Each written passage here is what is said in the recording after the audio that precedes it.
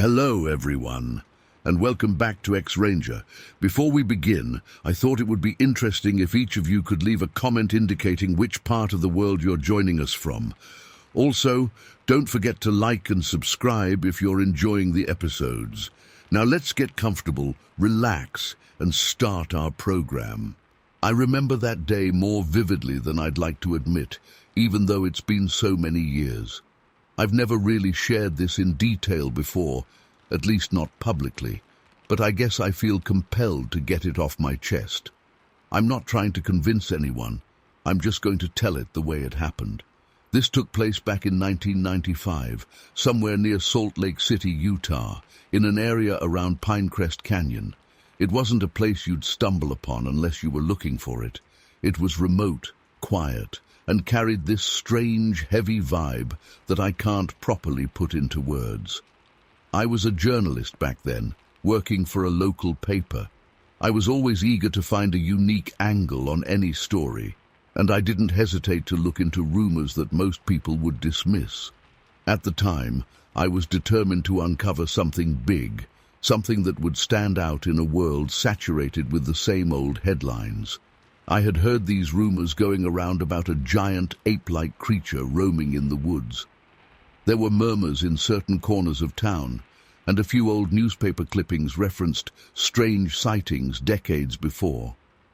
Nothing concrete, nothing you'd ever show as evidence in a newsroom, but enough scattered accounts to pique my curiosity.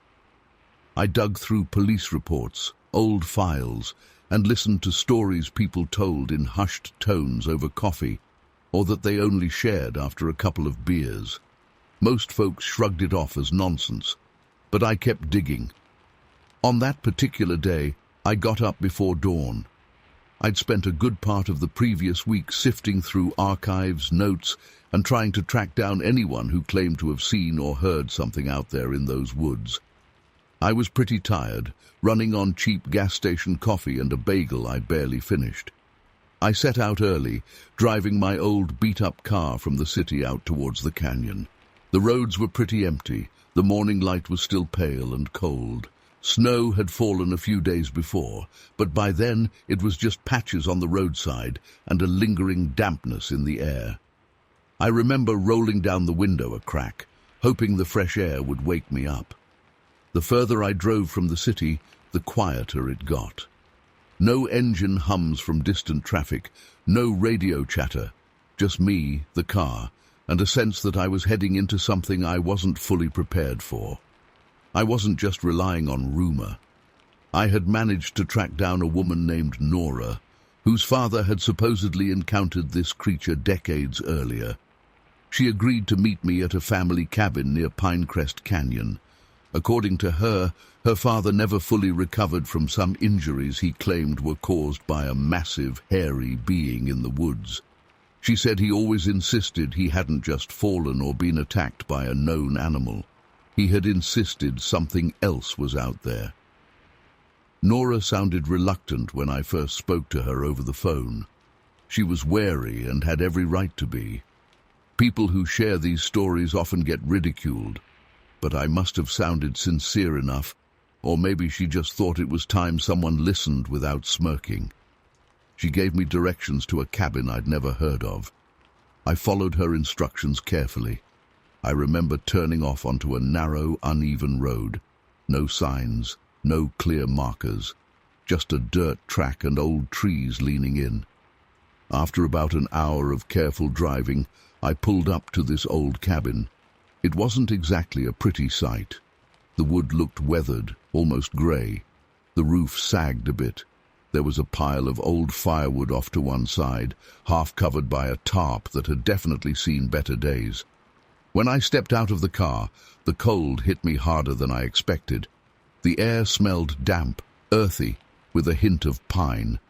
The only sound was the soft crunch of my shoes against the ground, and maybe a distant trickle of some stream or creek.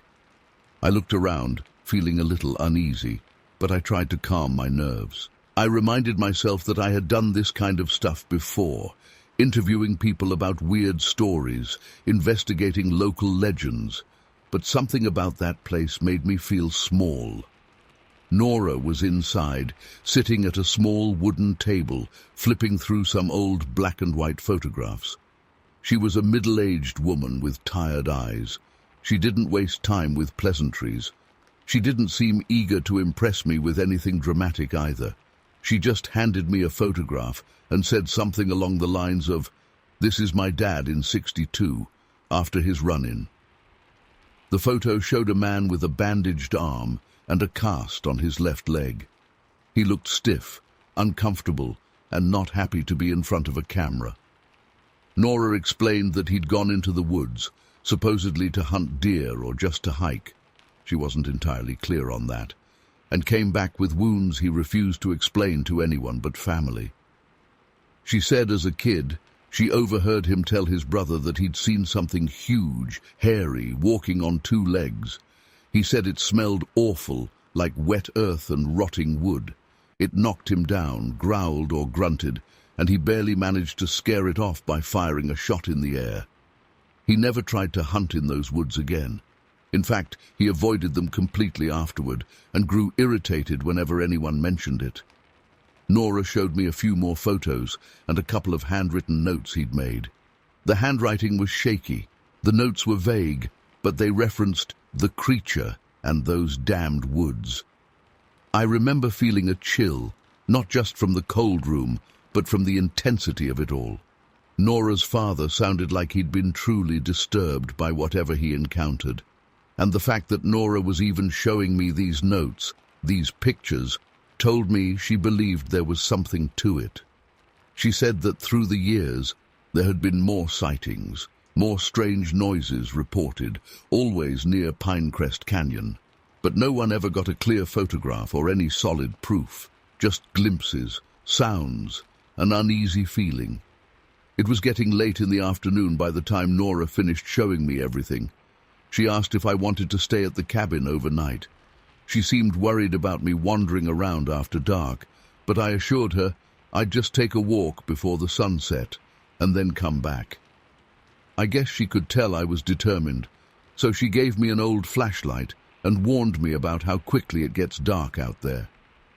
Before I left, she mentioned a man named Frank who sometimes stayed in a neighboring property, though neighboring was probably a stretch, given how remote this place was. She said Frank had been hearing strange noises for years too, and might drop by later that night. I headed out into the woods with my camera and a small tape recorder. Let me be clear, I wasn't expecting to find anything. I'd convinced myself that maybe there was a large bear or some misidentified animal. But I couldn't shake the feeling that something weird was going on. The forest was dense, the trees were tall and close together, their branches twisting and creaking softly. The ground was uneven, covered in fallen needles, damp leaves, and patches of snow. Each step I took felt like I was intruding on a place that didn't welcome me. The silence was eerie. I was used to forests being quiet, but this was different. There was a heaviness in the air, like even the birds and small animals were holding their breath. I wandered deeper, trying to stay aware of my surroundings. The flashlight was off because I still had some daylight, but it wouldn't last long. I had my camera ready, and the tape recorder tucked in my jacket pocket. After about 15 minutes, I started hearing something. It was distant, low, a sort of deep grunt or maybe a howl. I stopped dead in my tracks and strained my ears. There it was again, a deep, resonant sound, nothing like the wind or a normal animal call I recognized. My heart rate picked up. I pulled out the tape recorder and hit record, aiming it in the direction of the sound. The noise came again, slower this time. It made my stomach twist. I took a few careful steps forward. The underbrush crackled under my feet. I tried to be quiet, but every small sound I made felt like a gunshot in the silence. Then I heard what sounded like heavy footsteps. The ground must have been soft because it wasn't a sharp snap, more like a weighted crunch, like something large shifting its position. I lifted my camera and zoomed in on where I thought the noise was coming from. The trees formed a thick barrier, and as the light began to fade, it got harder to see clearly. But I swear I caught a glimpse of something tall and dark between two trunks. It didn't move like a bear on all fours. It seemed upright. I only saw it for maybe a second, maybe even less, but it was enough to rattle me. My hands shook as I tried to focus the lens, but then it was gone. I turned the flashlight on, not the brightest move, I'll admit, but I was scared. The beam cut through the dimness, illuminating tree bark and brush. Nothing there. I thought I smelled something foul, like a strong, earthy odor mixed with decay. It came and went so fast, I'm not sure if I imagined it. I stood there for a while listening, but everything had gone quiet again. I'm not ashamed to say I felt a rising panic. I realized I was alone in a forest I didn't know well, the daylight almost gone, and I might have just seen something that shouldn't be there. It's not like I could call anyone. I didn't have a cell phone. Those weren't common for everyone back then, and even if I did, reception out there would have been a joke. I started walking back toward the cabin. Every few steps, I'd stop and listen. I kept the flashlight low to avoid startling whatever might be out there. The quiet, though, that quiet got under my skin. It's like the entire forest was waiting for something. My breath fogged in front of me. At one point, I heard a snap behind me, like a branch breaking. I whipped around, shining the flashlight. Still nothing, but I knew I wasn't alone. I kept moving, a bit faster this time, not quite running, but not exactly strolling either. I swear I heard those heavy steps again, as if something was following me at a distance. They'd stop when I stopped, and pick up again when I moved. It's hard to describe how terrifying that is, knowing something is pacing you but never seeing it clearly. When I finally reached the edge of the woods, I spotted the faint glow of the cabin's light. Relief washed over me. I never thought I'd be so happy to see that run-down place. I hurried inside and closed the door behind me, heart pounding. Nora looked up from her seat, startled by my abrupt entrance. I must have looked like I'd seen a ghost. She didn't grill me with questions. She just said I looked pale and asked if I was okay. I told her I'd heard something. I told her I thought I saw something big. She nodded slowly, not surprised, just sad. She said she'd heard those sounds before and had seen shapes in the trees. Sometimes she felt them watching, like a presence that came and went. While we were talking in low voices, a man arrived.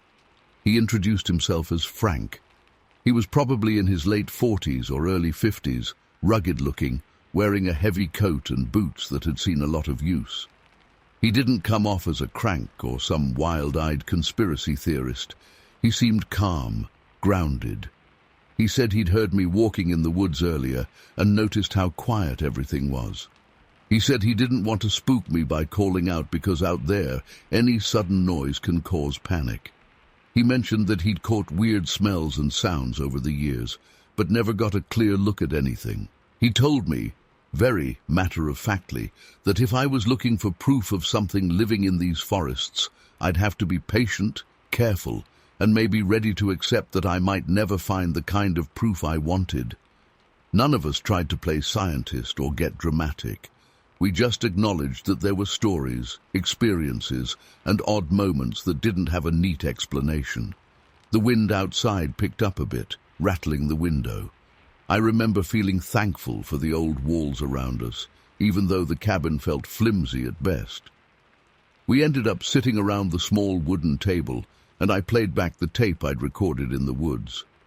The audio wasn't crystal clear, of course. It was just a small handheld recorder from the mid-90s, but you could hear something. A low, deep moan or howl, distant and strange. Frank raised his eyebrows at that. Nora just listened, nodding slowly, like she'd heard something similar before. I tried my camera next. Most of the photos were just dark blurs of trees, or me pointing the camera in random directions. One shot, though, showed a pair of trees, and between them a dark shape. It could have been anything, a trick of the light, a shadow, but it didn't look quite right. It looked too broad, too tall. There wasn't enough detail to say what it was. I felt frustrated and relieved at the same time. Frustrated that I couldn't prove what I saw, relieved that at least I hadn't imagined it entirely. The adrenaline rush from earlier was wearing off, and I felt drained, almost shaky. Nora offered me some tea, just a cheap tea bag in hot water, but it helped calm my nerves. Frank didn't say much, just looked at the photos and listened to the tape a couple more times. After a while, he said something like, "See, this is what I've been telling people, but nobody cares to believe it." He didn't sound angry, just resigned. I realized these two had been living with this for a long time, just accepting that something strange was out there, but had no interest in harming them directly. They seemed to have learned to coexist with this mystery. I got the sense that they respected the forest and whatever called it home, even if it was something that shouldn't logically be there. Outside, the wind died down. The night felt still again, and I felt this uneasy calm.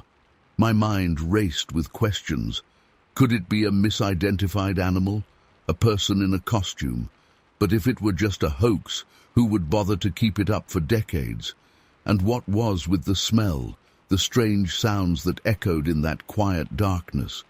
None of it made sense. I wanted answers, but at the same time, I was too shaken to think clearly. Frank left after an hour or so, saying he had to get back.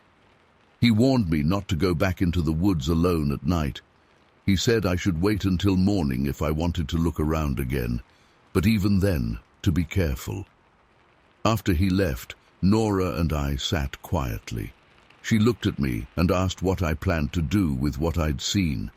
I told her I didn't know. Part of me wanted to write an article that would blow readers' minds, but another part of me knew that without definitive proof, something more than a creepy audio recording or a blurry shape in a photograph, I'd only be ridiculed. Worse, I might inspire people to head out there with guns, trying to kill whatever it was. That idea made me feel uneasy and guilty. What right did I have to turn this mystery into a sensation and possibly cause harm? I realized I didn't want to cause a panic or a big hunt. This wasn't about fame or a big headline anymore. It was about acknowledging that there are still pockets of the world that don't fit neatly into our understanding. If I wrote something, maybe it would be more cautious, more subtle. Maybe I'd just say that local legends persist, that unexplained sightings continue without shouting "Bigfoot" on the front page. Maybe I wouldn't write about it at all. I wasn't sure yet. That night, I barely slept. Nora let me crash in a spare bed that was as hard as a rock. The wind picked up again around midnight. Each time it moaned, I'd tense up, imagining the creature out there, watching the cabin. My mind replayed the few seconds of that silhouette between the trees. I kept thinking about the smell, the sound of those footsteps. I'd never felt so vulnerable. I remember counting the hours until dawn, telling myself that once it got light, I'd leave. I'd slip out and go back to the city, try to process everything. The quiet, the fear, the uncertainty. None of it fit nicely into a story I could pitch to my editor. Eventually, some early light filtered through the window. It was a cold, grey morning. I got up, my body stiff and my head pounding with a tension headache. Nora was already awake, sipping coffee. She looked at me and asked if I was heading out. I said yes. She nodded, not pressing for details, not asking me to stay. She did say to be careful, that the woods have a way of holding secrets, and that trying too hard to uncover them sometimes leads nowhere. I stepped outside, loaded my things into the car, and breathed in the chilly morning air. Everything looked normal. Just trees, a lonely cabin, the sound of a distant bird. If I hadn't experienced the previous night, I might have thought nothing strange could ever happen there. The drive back was quiet. I don't remember turning on the radio. I just kept replaying the events in my mind. I never showed the photos or the tape to anyone beyond a few close friends, and when I told people the story, toned down, less dramatic, they would nod politely or laugh it off. I never wrote a big exposé. I just let it fade, become a memory that I almost doubted myself. It's been so long now, and I still can't say what I encountered that day. It happened, and then it was gone. No logical explanation, no follow-up sightings by me, just a strange encounter in the woods near Pinecrest Canyon in 1995. Did I see a Bigfoot? I don't know. I'm not even sure what that would mean. All I know is that I heard something and saw something that can't be easily explained. Nora's father's injuries, those old notes, Frank's acknowledgement, the strange presence I felt, these things stick in my mind. Over the years I've looked back on this and wondered if I missed some rational explanation. Could it have been a bear standing upright for a second? Could the sounds have been caused by something else entirely? I don't have answers, and I've stopped trying to force one. The world is full of mysteries that don't neatly fit into a box. I don't blame anyone who doubts my story. If I were hearing this from someone else, I'd probably be skeptical too. But I know what I felt, what I saw, and how frightened I was. I guess the most unsettling part is that it just ended. There was no grand finale, no resolution. It didn't jump out at me. I didn't catch it on clear film. No one confronted it face to face. It was just a weird, terrifying experience that lasted maybe a few hours of one day. Then morning came, and life went on as if nothing had happened. That's the part that still gets me. The casual way reality seemed to reset the next day, leaving me with only my own memories and a couple of flimsy pieces of evidence that don't prove anything. I suppose that's it. That's what happened. I went out there trying to find the truth behind those old stories, and I ended up with a night of fear, confusion, and a sense that I brushed up against something unknown. I haven't been back to that area since. I don't have any desire to. Some mysteries are better left alone, especially when they remind you that the world is bigger and stranger than we're comfortable admitting. If there's something out there in those woods near Salt Lake City, it's probably still out there, doing whatever it does, avoiding humans, leaving behind just enough of a trace to fuel rumors and old legends. I'll never forget that day in 1995.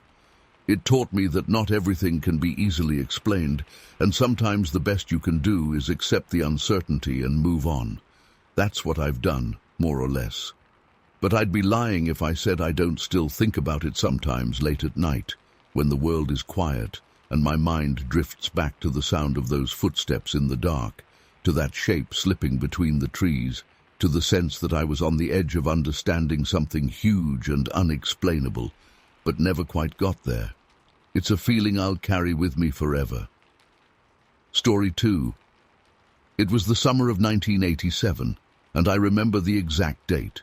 Late August, when the humid air in the Appalachian region still clung to every surface, and the mornings promised a kind of brightness that rarely lasted once you stepped under the canopy of trees.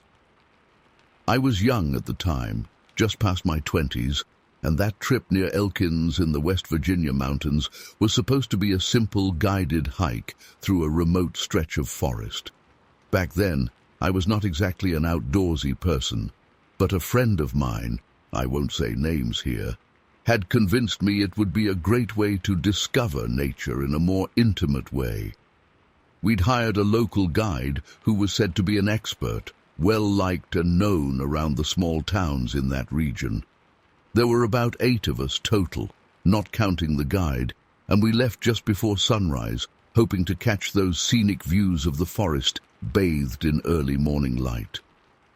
I remember the start of that day so vividly because it was oddly perfect at first. We parked our cars at a tiny makeshift lot off a dirt road a few miles out of Elkins, Even from the edge of the woods, I could hear the gentle trickle of distant streams and smell the mossy scent that always made me feel like I was stepping into another world. The guide led us in, walking along a narrow trail that twisted through tall oaks, hemlocks, and mountain laurels. The ground was damp with last night's rain, and my boots made soft, wet sounds with each step. Occasionally I had to duck under low-hanging branches. The morning sun filtered through the leaves, creating a patchwork of light and shadow on the forest floor. Everyone seemed excited, even cheerful. We took breaks now and then to sip water or eat a quick snack. The plan was to head out about 5 or 6 miles in, follow a loop that would show us some overlooks, and maybe even spot deer or other wildlife, then circle back well before nightfall. But after maybe an hour or so into the hike, right around when the sun was fully up, but before it got too hot, I noticed something felt off. At first, it was a small thing. The forest became quieter, not silent, but quieter than I'd ever expected it to be. Normally, forests have their own soundtrack of chirping birds, scurrying animals, distant water, and leaves rustling. But at that moment, the usual noises seemed dampened, as if someone had turned the volume down. I remember hearing my own breathing, and even the soft crunch of my boots on the trail sounded strangely loud. One of the others in our group glanced at me, and I could see a puzzled look on their face too, as if I wasn't the only one who noticed. None of us said anything out loud, though. It's not unusual for wildlife to quiet down when humans pass by, but this felt different. It felt like something had changed around us, as if we'd crossed an invisible boundary into a part of the woods that wasn't used to people. A few minutes later, we started hearing a faint rhythmic sound, far off in the distance. It reminded me of a dull, steady knocking or maybe drumming. At first, I thought it could be woodpeckers, but it didn't match that staccato pattern. This was more like a muted thump, thump, thump, evenly spaced and not too fast. The guide stopped ahead of us, turning his head slightly, trying to place the source of the sound. We all kind of bunched up together, curious and a bit unsettled. The sound didn't ring out clearly like a man-made noise might. It was muffled, as though coming from behind thick layers of foliage or across a ravine. After a moment of silence, the guide just shrugged and continued forward, and so did we. It wasn't alarming enough at that point to turn back, but it did put me on edge. As we moved deeper, the vegetation became denser and the trail less obvious. We were definitely in a remote spot. The humidity intensified and my shirt stuck to my back. The air was heavy with the scent of wet earth and decaying leaves. I tried to focus on the beauty around me, but it was hard. Every little sound made me jumpy now. The others seemed to feel it too, the kind of tension that no one names but everyone senses. After maybe another half hour, we heard something else. This time, it wasn't just a vague sound. It was more like a distant howl or a guttural moan. It echoed through the trees, and I swear I felt it in my chest. It was deep, resonant, and had an odd quality I can't fully describe. It wasn't like a wolf or coyote. I've heard those before. This had a more human-like tone, but not quite human. It raised every hair on my body. We stopped again, and I remember the guide's face. He looked genuinely puzzled, maybe even concerned. He knew this region's wildlife pretty well, or so we had been told, and his expression suggested this was something outside his experience. Someone whispered, quietly enough that I barely caught it, asking what that sound was. The guide responded in a low voice that he didn't know. There was no joking, no brushing it off. He just didn't know. I tried to rationalize it. Maybe it was an injured animal or some wind in a hollow trunk creating a strange noise, but deep down, none of those explanations felt right. We pressed on, not sure what else to do. The plan was to follow the trail and return to more familiar ground, and there wasn't really an easy shortcut back. As we moved along, I kept scanning the surroundings. The trees were thick and old, their bark dark and layered with moss.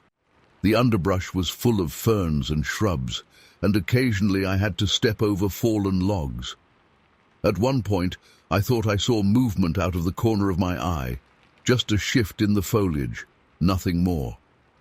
I stared hard at the spot, but everything looked normal.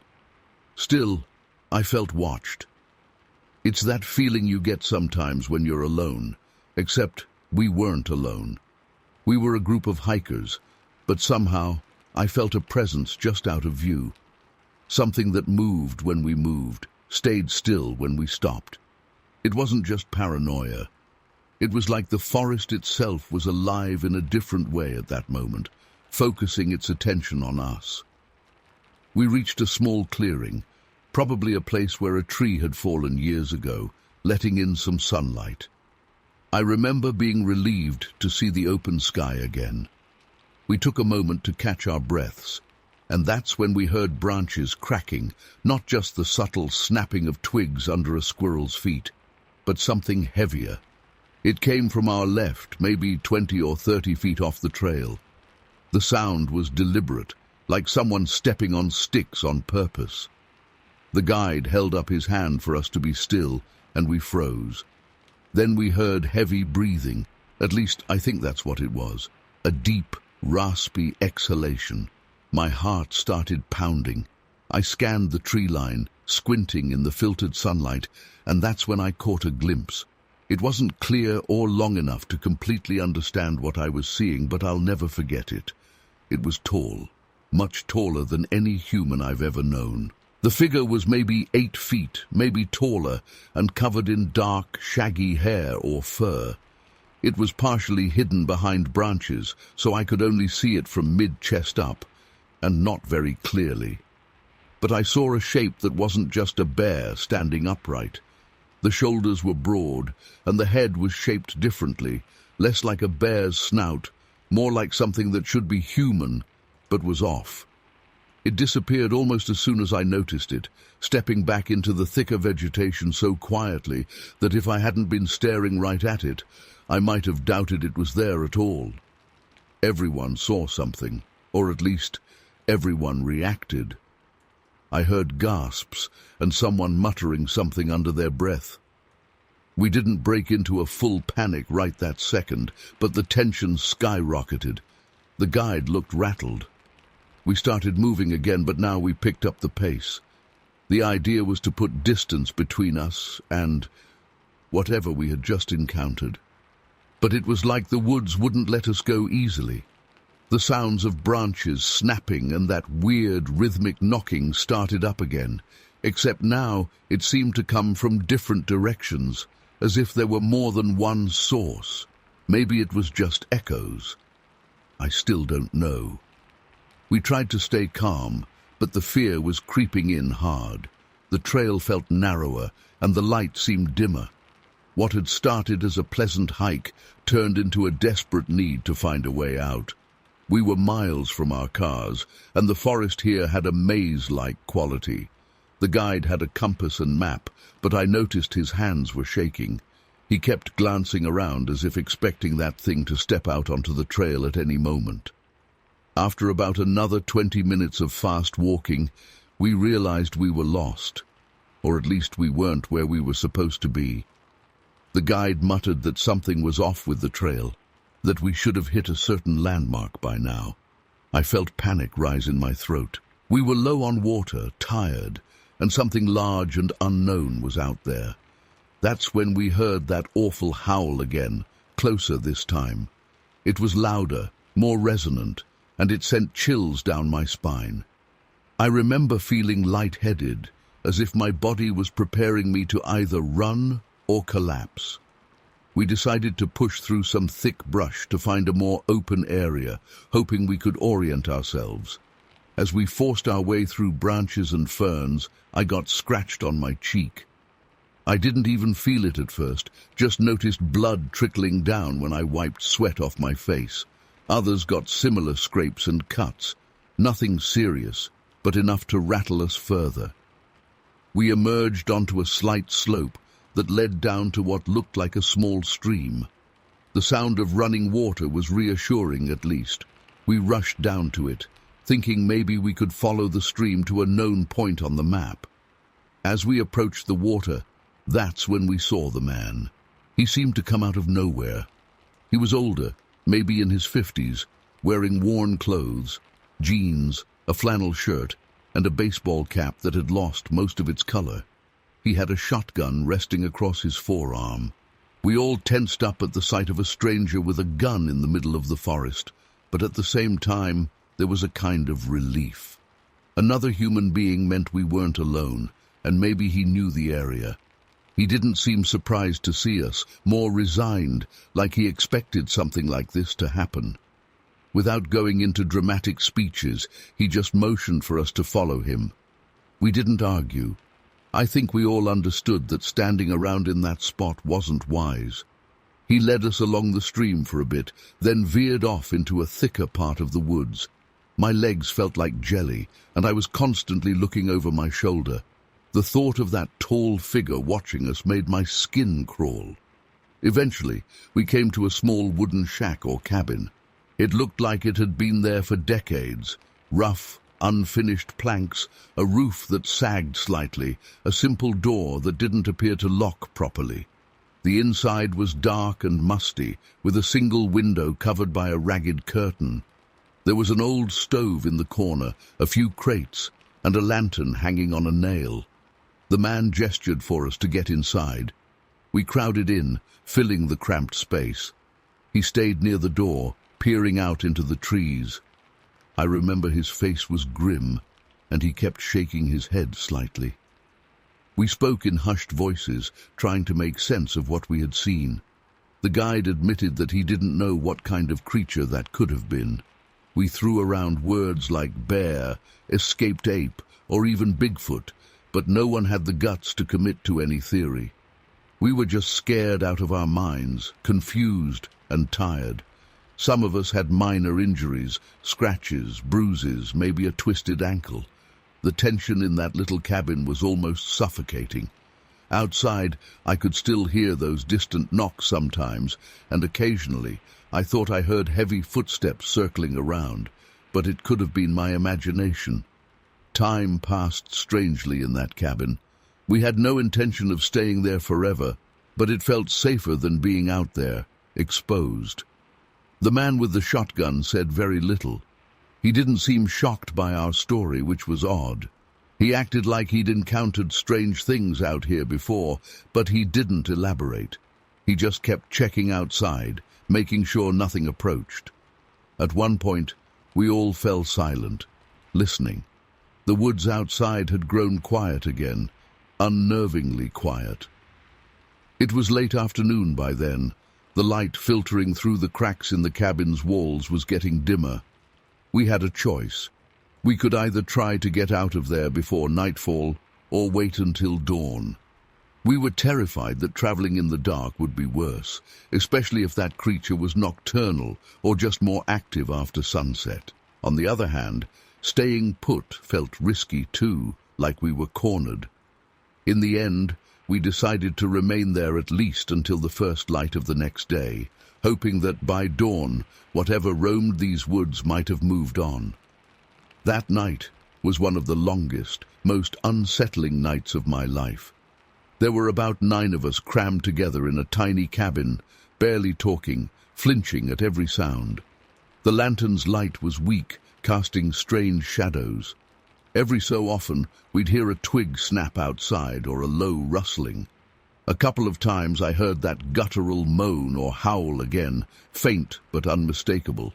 It was somewhere out there, circling or lurking, keeping us on edge. I could feel the fear in the room. We were all just regular people who wanted a nice hike. None of us signed up for this nightmare scenario. At some point, I must have dozed off briefly, because I remember jolting awake to the sound of heavy steps near the cabin walls.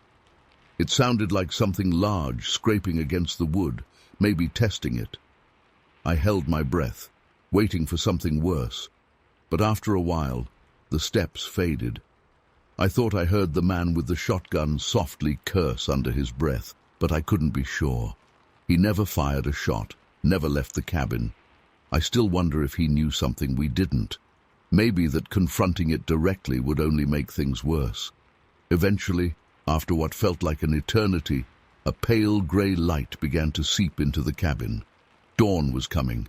I was exhausted, my muscles stiff, my head pounding from lack of sleep and stress.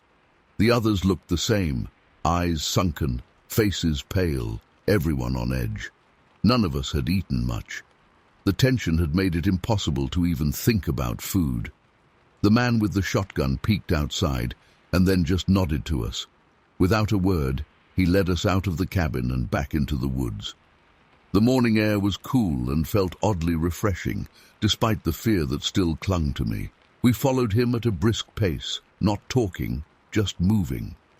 The forest now felt different. The birds were singing again, and the leaves glistened with dew. It was almost as if the strange events of the previous day had been erased by the sunrise, leaving us uncertain if it all really happened the way we remembered. After about an hour of trekking through brush and along a faint trail, we found a more familiar path that the guide recognized. We thanked the man with the shotgun. It was just a few murmurs of gratitude. He nodded once, turned around, and vanished back into the forest. We didn't ask him anything else. I think we were all too rattled to do anything but keep moving. Another hour or so, and we reached the dirt parking lot where our cars were. The relief I felt seeing those vehicles sitting there in the morning light is hard to put into words. It was like stepping back into a world that made sense.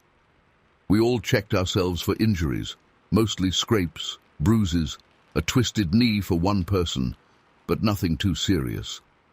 The guide was silent as he loaded his gear. The drive back into Elkins was quiet, everyone lost in their own thoughts. When we got into town, the story spread quickly among the locals. Some believed us, some didn't.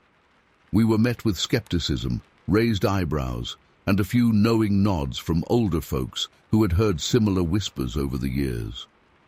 Without any solid proof, no photographs, no samples of fur, no footprints we had carefully documented, we just had our shaken voices and the memory of what we'd seen and heard. In the days and weeks after, I tried to rationalize it. Maybe it was just a bear, a very large one behaving oddly. Maybe the strange sounds were echoes of distant logging operations or something else entirely. But when I close my eyes, I can still see that dark, towering figure slipping behind the branches and hear that low, moaning howl. It wasn't a normal animal. I've never heard anything like it since. It left me with a nagging sense of how little we really know about what's out there, hidden in the thickest parts of the forest. I never got the name of that man with the shotgun, and I never saw him again. When I think about him, I get the sense that he was out there for a reason.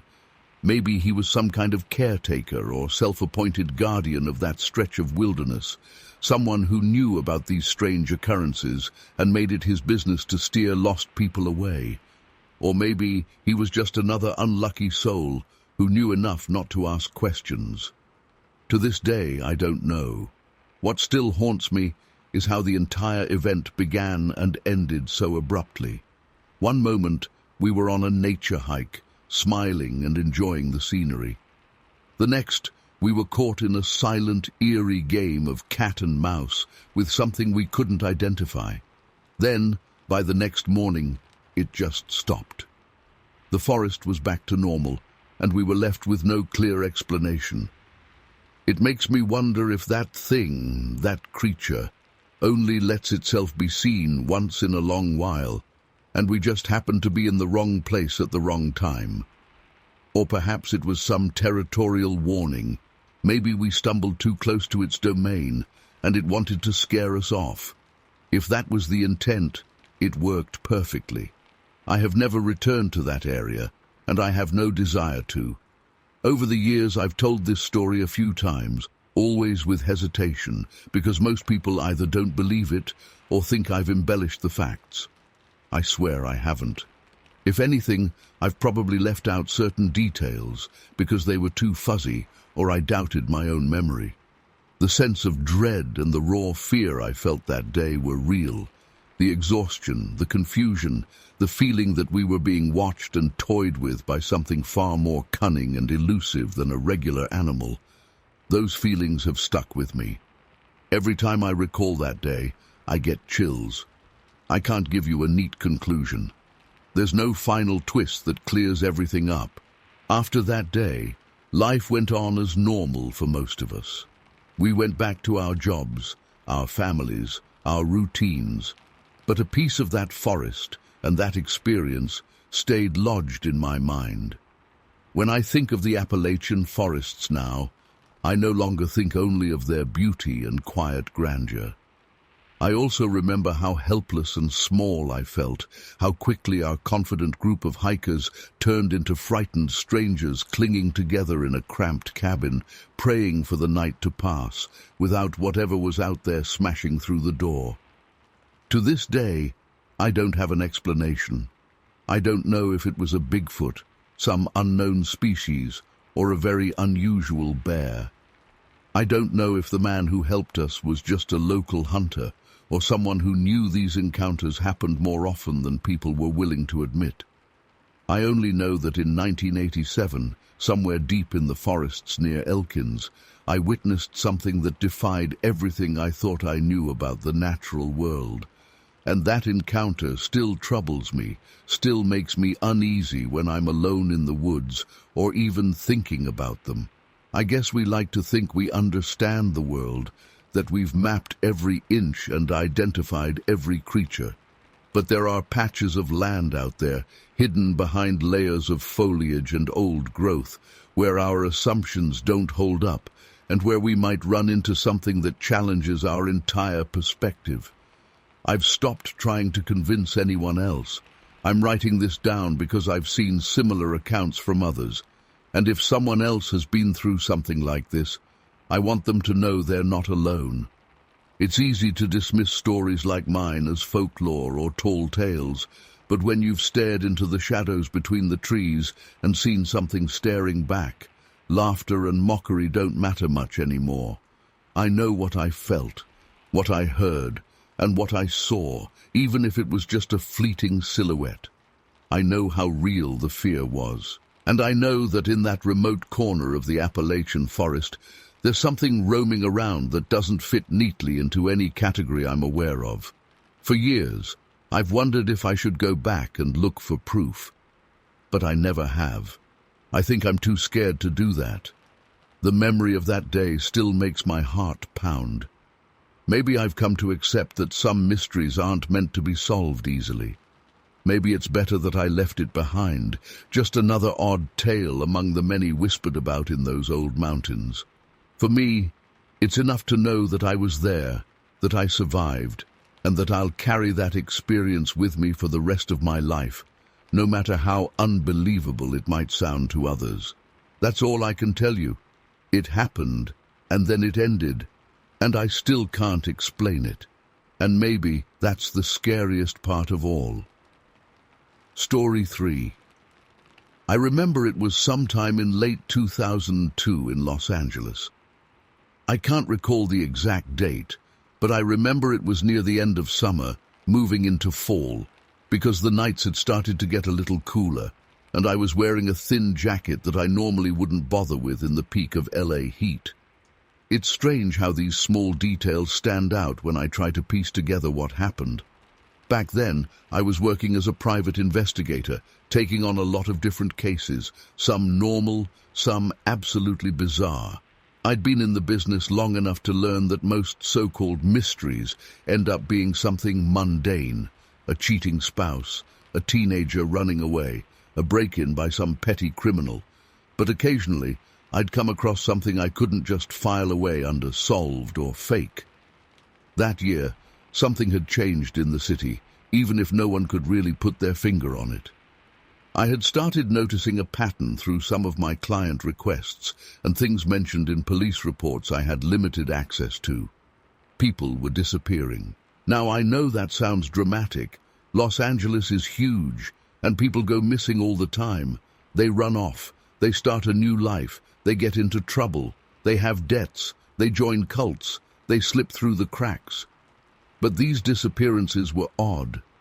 For one thing, they weren't confined to one neighborhood. They seemed to spread out over the city, and not just the rougher areas. Some were from fairly upscale places, others from working-class neighborhoods, and others from spots that were basically abandoned or underdeveloped. Another odd thing: no bodies. Usually, if something sinister is going on, at some point something turns up, some piece of evidence, a clue, a sighting. But I was finding nothing that lined up with any normal pattern. And then there were these rumors. I picked them up from people who knew people, or from strange little notes tucked away in obscure local message boards. The early 2000s internet was still kind of the Wild West, and even from a few cops who'd let something slip after a couple of beers. They talked about some kind of massive creature lurking in the shadows. It sounded ridiculous at first, like some urban legend you'd hear from a drunk on a sidewalk. But as the weeks went by, I realized I was hearing more or less the same description from people who had no connection to each other. A tall, hairy figure, always glimpsed in low light, often near abandoned warehouses or old storage units. Reports of strange guttural sounds echoing at odd hours. Some claimed to see gigantic footprints in muddy patches behind old factories near the LA River. At first, I thought it was all BS. Maybe kids playing a prank, or a homeless person wearing some strange coat, or just paranoid nonsense. But the pattern of vanishings and these weird sightings kept popping into my life. I couldn't ignore it. That day, I remember it was a day that I'd set aside entirely to get to the bottom of this. Started with me waking up early, feeling this weird sense of determination. I was tired of chasing rumors. I had decided I would finally go to one of these places where the creature was supposedly spotted. I had tracked down a location based on a combination of hints, old police chatter about weird disturbances, a security guard's anecdote about seeing something too damn tall behind a fence late at night, and a few mentions of that guttural sound near some old warehouses. I ended up in a part of downtown LA that tourists never visit, not far from some industrial parks. The buildings there are these hulking, empty structures that once housed manufacturing plants or storage facilities. Now, many of them were just shells of corrugated metal and broken windows, surrounded by chain-link fences and old loading docks that no truck had backed into for years. It was around early afternoon when I got there. The sky was grey, which was unusual for LA. Clouds had rolled in, and the air smelled like it could rain. I wore a worn leather jacket, jeans, sturdy boots, and carried a small backpack with a camera, not the best quality, but one I used for surveillance, a small voice recorder, a flashlight, an extra battery pack, a bottle of water, and a cheap snack. I also had my phone, though back in 2002, those things weren't exactly high-tech or great for taking pictures. I remember feeling a bit silly bringing all that, but I wanted to document anything I might see. I never expected I'd be face-to-face with something truly inexplicable. When I arrived at this cluster of old warehouses, it was eerily quiet. You could hear the distant hum of traffic a few blocks away, but within this mostly abandoned area, every sound seemed amplified. I heard the crunch of gravel under my boots, the soft rustle of a plastic bag caught on a fence, and distant drips of water in some unseen puddle. I walked slowly, checking the perimeters. The warehouse I was most interested in had been mentioned twice in the stories I'd pieced together. One witness said they saw a huge shadow duck behind it. Another mentioned hearing strange noises there after midnight.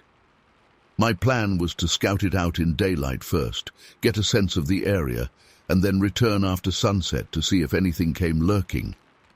I found a spot with a decent vantage point, an old loading dock from another building across the alleyway. It gave me a partial view of the warehouse doors and the adjacent lot. I spent a few hours there, mostly just waiting and listening, occasionally snapping a photo of nothing in particular, just to mark the time and location. I noticed that the area felt strangely isolated. Even though I was pretty sure I wasn't the only person around, I didn't see a single soul. No security guards, no homeless encampments, no workers, no stray cats, just silence. This was unusual. Normally, even the emptiest corners of LA have some human presence, some small sign of life. But here I was starting to feel like I'd stumbled into a part of the city that had been abandoned by everyone, as if people instinctively stayed away. As evening approached, the wind picked up, and I remember shivering. That's when I decided to check inside the warehouse. It was risky, but I was determined. The warehouse door on the side was heavily rusted, and it took me a minute to pry it open just enough to slip in. Inside, the air was thick and musty. My flashlight beam revealed a mostly empty space, with some old crates stacked in a corner and debris scattered around. The floor was concrete, cracked in places. I walked carefully, trying not to make too much noise. I was planning on placing a small digital recorder tucked away behind some debris, just to capture any sounds if something or someone came by later. As I moved deeper inside, I noticed something that really unsettled me. Large footprints in a patch of dusty, damp ground near where the roof was leaking. The footprints were not super well defined, but they were big, much bigger than my own boot prints, and spaced in a way that suggested something tall. I tried to measure one with my boot. It was at least a couple of inches longer and wider. The shape wasn't perfectly human. It was kind of broad, and the toes weren't distinct, but there was definitely an impression of a large foot. This was when I started to feel the first real pang of fear. Before, I'd been curious, maybe a bit nervous, but seeing that physical evidence, something had been walking in here, something large, made me feel uneasy. I set the recorder behind a crate, made sure it was on, and quietly backed out of the warehouse. By now it was getting dark, and the clouds overhead looked ominous, like they were finally going to break open and dump rain. I took refuge in my vantage point again, keeping an eye on the warehouse. I turned off my flashlight and tried to let my eyes adjust. The city's distant glow was still there, but this particular corner seemed to be in deep shadow. I can't say how much time passed, maybe an hour, maybe two, when I heard a low, guttural sound. It startled me so much I almost dropped my camera. It sounded like a grunt or a growl, not extremely loud, but deep, resonant, like it came from a large chest. My heart started racing, and I leaned forward, peering into the darkness. I couldn't see anything at first. I fumbled with my camera, trying to switch it to night mode, which was rudimentary at best. Then the rain started, a light drizzle at first, making the asphalt glisten, reflecting distant streetlights. The sound of raindrops tapping on metal surfaces around me made everything feel more claustrophobic. I strained my ears to catch any more sounds, and then I heard something moving. It wasn't the steady footsteps of a person. It was slower, more deliberate, like someone, or something, trying not to be noticed. I held my breath. My eyes darted from one dark shape to another. Everything looked like a potential silhouette. That's when I caught a glimpse of movement near the far corner of the warehouse. The shape was huge, taller than any person I'd ever seen. At first, I could only make out the outline. It was bulky, with broad shoulders and a kind of hunched posture. The head was set forward a bit like a gorilla's stance, and the arms seemed long. I couldn't see details of the face or fur yet, just a dark silhouette against slightly lighter darkness. But I knew immediately this wasn't some homeless guy or a prankster. The height alone was unnerving. This thing must have been at least 7 or 8 feet tall, maybe more. As I watched, it stepped into a patch of dim light provided by a distant street lamp reflecting off the wet pavement. That's when I saw the fur. It was dark, maybe dark brown or black, and it covered its entire body. The creature moved with a strange grace. Quiet, almost methodical. I tried to raise my camera and snap a photo. The flash went off unintentionally, a brief, bright burst that might as well have been a lightning strike in that darkness. The moment the flash illuminated that alley, I got a brief, clearer look. A massive figure covered in thick, matted hair. I saw its eyes reflect the light with a sort of yellowish glow. Its face wasn't fully human, but it also wasn't an ape's face. It was somewhere in between, with a heavy brow ridge and deep-set eyes. And then it turned its head directly toward me. I froze. My heart hammered so hard I thought it would burst out of my chest. That thing knew I was there. It didn't roar or charge at me, it just locked eyes with me. In that fraction of a second, I felt a primal fear I'd never known before, as if I were prey caught in a predator's line of sight. I couldn't move. My mind raced. What the hell is this? How is this possible? The creature held that stare for what felt like an eternity, though it was probably only a couple of seconds. Then it made a soft grunt and moved, fast. Not directly at me, but away, disappearing behind the warehouse. I scrambled to my feet and ran a few steps forward, trying to catch another glimpse, but by the time I reached the spot, it was gone. I could hear something clambering on metal, perhaps jumping over a fence or climbing some old structure. I tried to follow the sound, but it faded into the ambient noise of the rain and the distant city hum.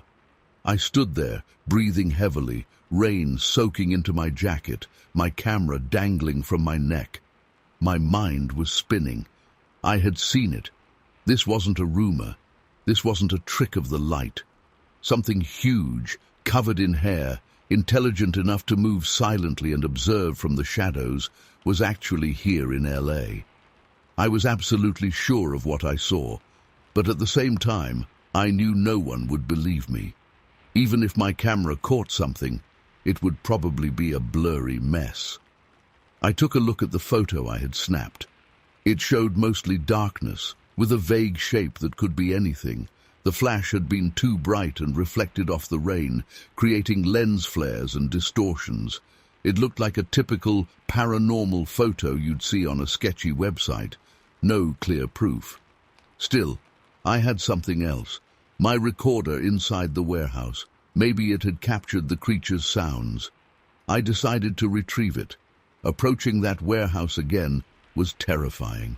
My legs felt shaky, and I kept looking over my shoulder, shining my flashlight behind me every few steps. The rain was getting heavier, creating a steady drumming on the metal roof and broken windows. The inside of the warehouse was pitch black, and my flashlight beam cut through dust and moisture in the air. I found my recorder right where I had left it and checked that it was still running. Then, as I turned to leave, I noticed something else, an odd smell. It was a musky, animal-like odor, hanging in the air. It hadn't been there before. This thing, whatever it was, had probably been inside here too, maybe just a few minutes ago. My spine tingled at the thought that it could have been watching me from some corner as I fumbled around for the recorder. I got out of there as fast as I could without breaking into a sprint. Once outside, I looked around again, scanning rooftops and shadows with my flashlight. Nothing, just the rain and empty streets. I decided to call it quits for the night. I had come for answers, but now I had even more questions. I walked back to my car, which I had parked a few blocks away to avoid attracting attention. On the way, I felt like I was being watched. The streets were oddly deserted, which was strange for LA, even at night. Sure, this was a less busy area, but not completely devoid of life. I kept expecting to see a stray animal or a homeless person or at least a passing car. But no. It was as if the city had been cleared out. At my car, I sat behind the wheel, soaked and shivering, and just tried to calm down. I rewound the recorder a bit and played it back. Through the crackling static and the sound of rain dripping through the warehouse roof, I could hear that guttural sound again. It gave me chills.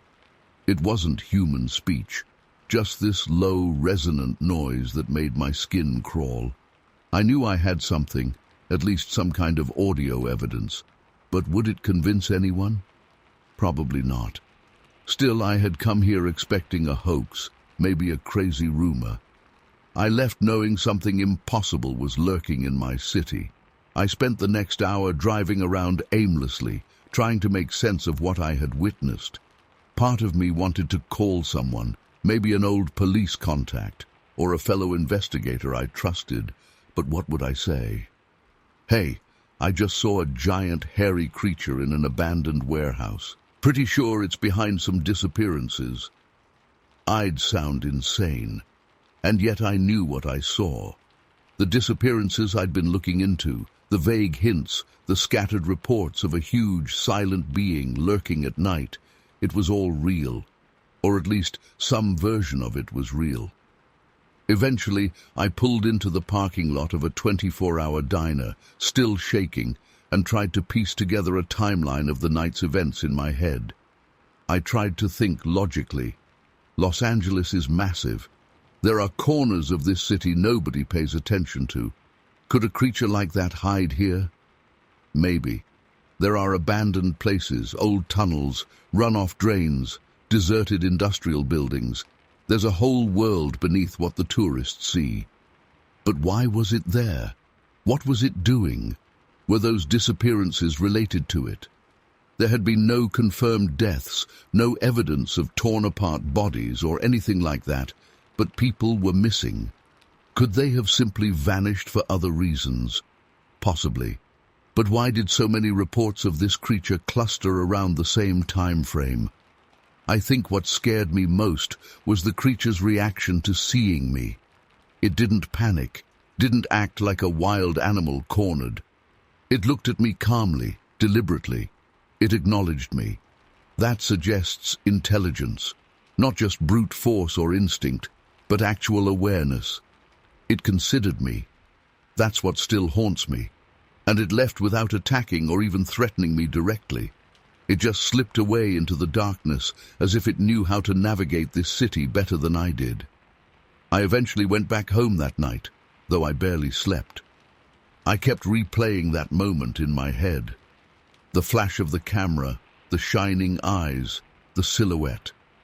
My heart would start racing all over again, and I'd break out in a cold sweat, just lying there in bed.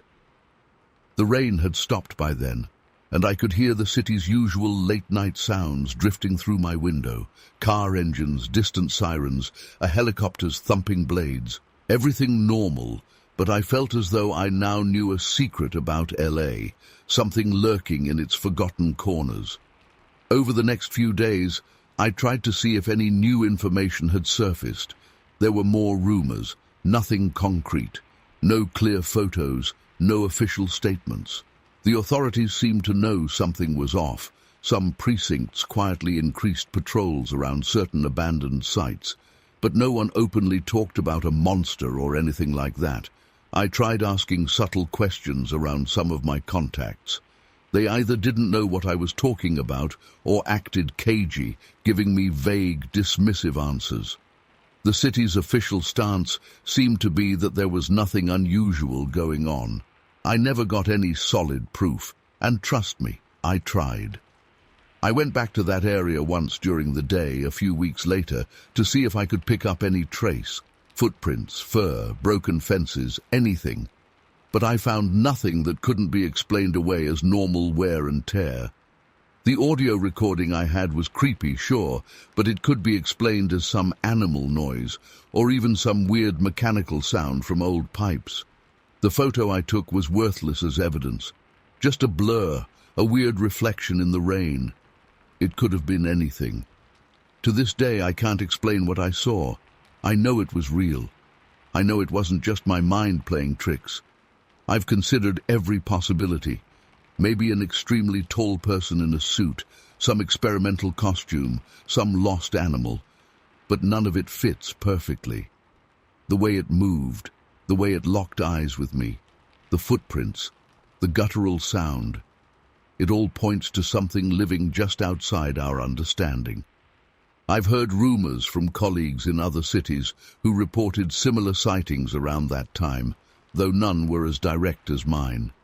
Some mentioned disappearing transients, strange footprints near old mills in the Midwest, odd sightings in abandoned factories back east. It's like this phenomenon was popping up all over, but always on the fringe, never stepping into the spotlight, never leaving enough evidence behind. As the years passed, Los Angeles moved on. The vanishings never made a big splash in the media, just a few missing persons cases that went cold. People come and go in a big city all the time. The idea that something monstrous was involved faded into whispered rumors. Most people never even knew.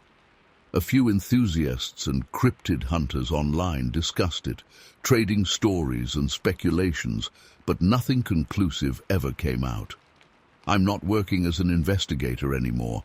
I left that line of work a couple of years after my experience. I just didn't have the taste for it anymore. It's hard to explain, but seeing something like that, something so outside the bounds of what we consider normal, it changes you. It made me realize that the city I thought I knew was full of dark corners I would never fully understand. We tend to think of big urban centers as completely known territories, mapped out and tamed. But they're not. There are pockets where the normal rules don't seem to apply, where something could exist for years without anyone truly pinning it down. Even now, in my quieter moments, I think about that night in 2002, huddled behind some old loading dock, rain falling softly, camera in hand, waiting for something I never really believed I'd see.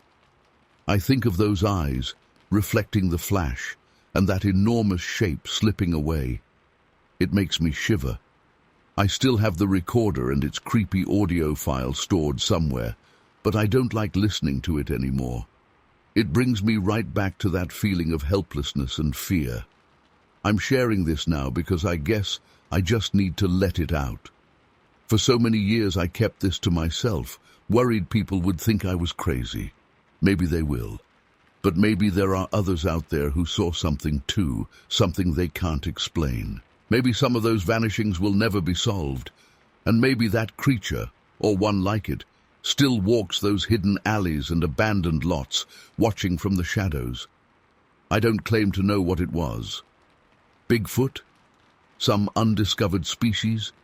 A mutated animal? Something else entirely? All I know is that it was real, and it was there, and one night in LA, I looked right at it, and it looked right back at me. Then it vanished, leaving me with nothing but questions and a lingering sense of unease that I've never shaken off. And after all these years, I still can't give you a neat explanation or a tidy ending. It happened, and then it stopped, just like that, and I never found any real answers. I guess sometimes the world is just bigger and stranger than we want to admit. I certainly learned that lesson that night, and I haven't looked at dark, empty streets the same way since. Story 4. I remember it was late summer of 1990, probably early September if I'm not mixing things up. Back then, I was in my mid-20s and had recently decided to escape the city for a few days. I was in the D.C. area at the time and had read somewhere that Harper's Ferry in West Virginia was a nice place to hike and get away from all the noise. I'd been dealing with a lot of stress, mostly work-related stuff, and I just wanted a day to clear my head. I didn't plan on making it a big expedition or anything. I just wanted to walk some trails, breathe cleaner air, and get back to my car before nightfall. I ended up having one of the most unsettling experiences of my life that day, and even now, decades later, I'm still not completely sure how to classify what I saw. I started early in the morning, driving out of D.C. before dawn, so I could get to the general area around Harper's Ferry without wasting too much daylight.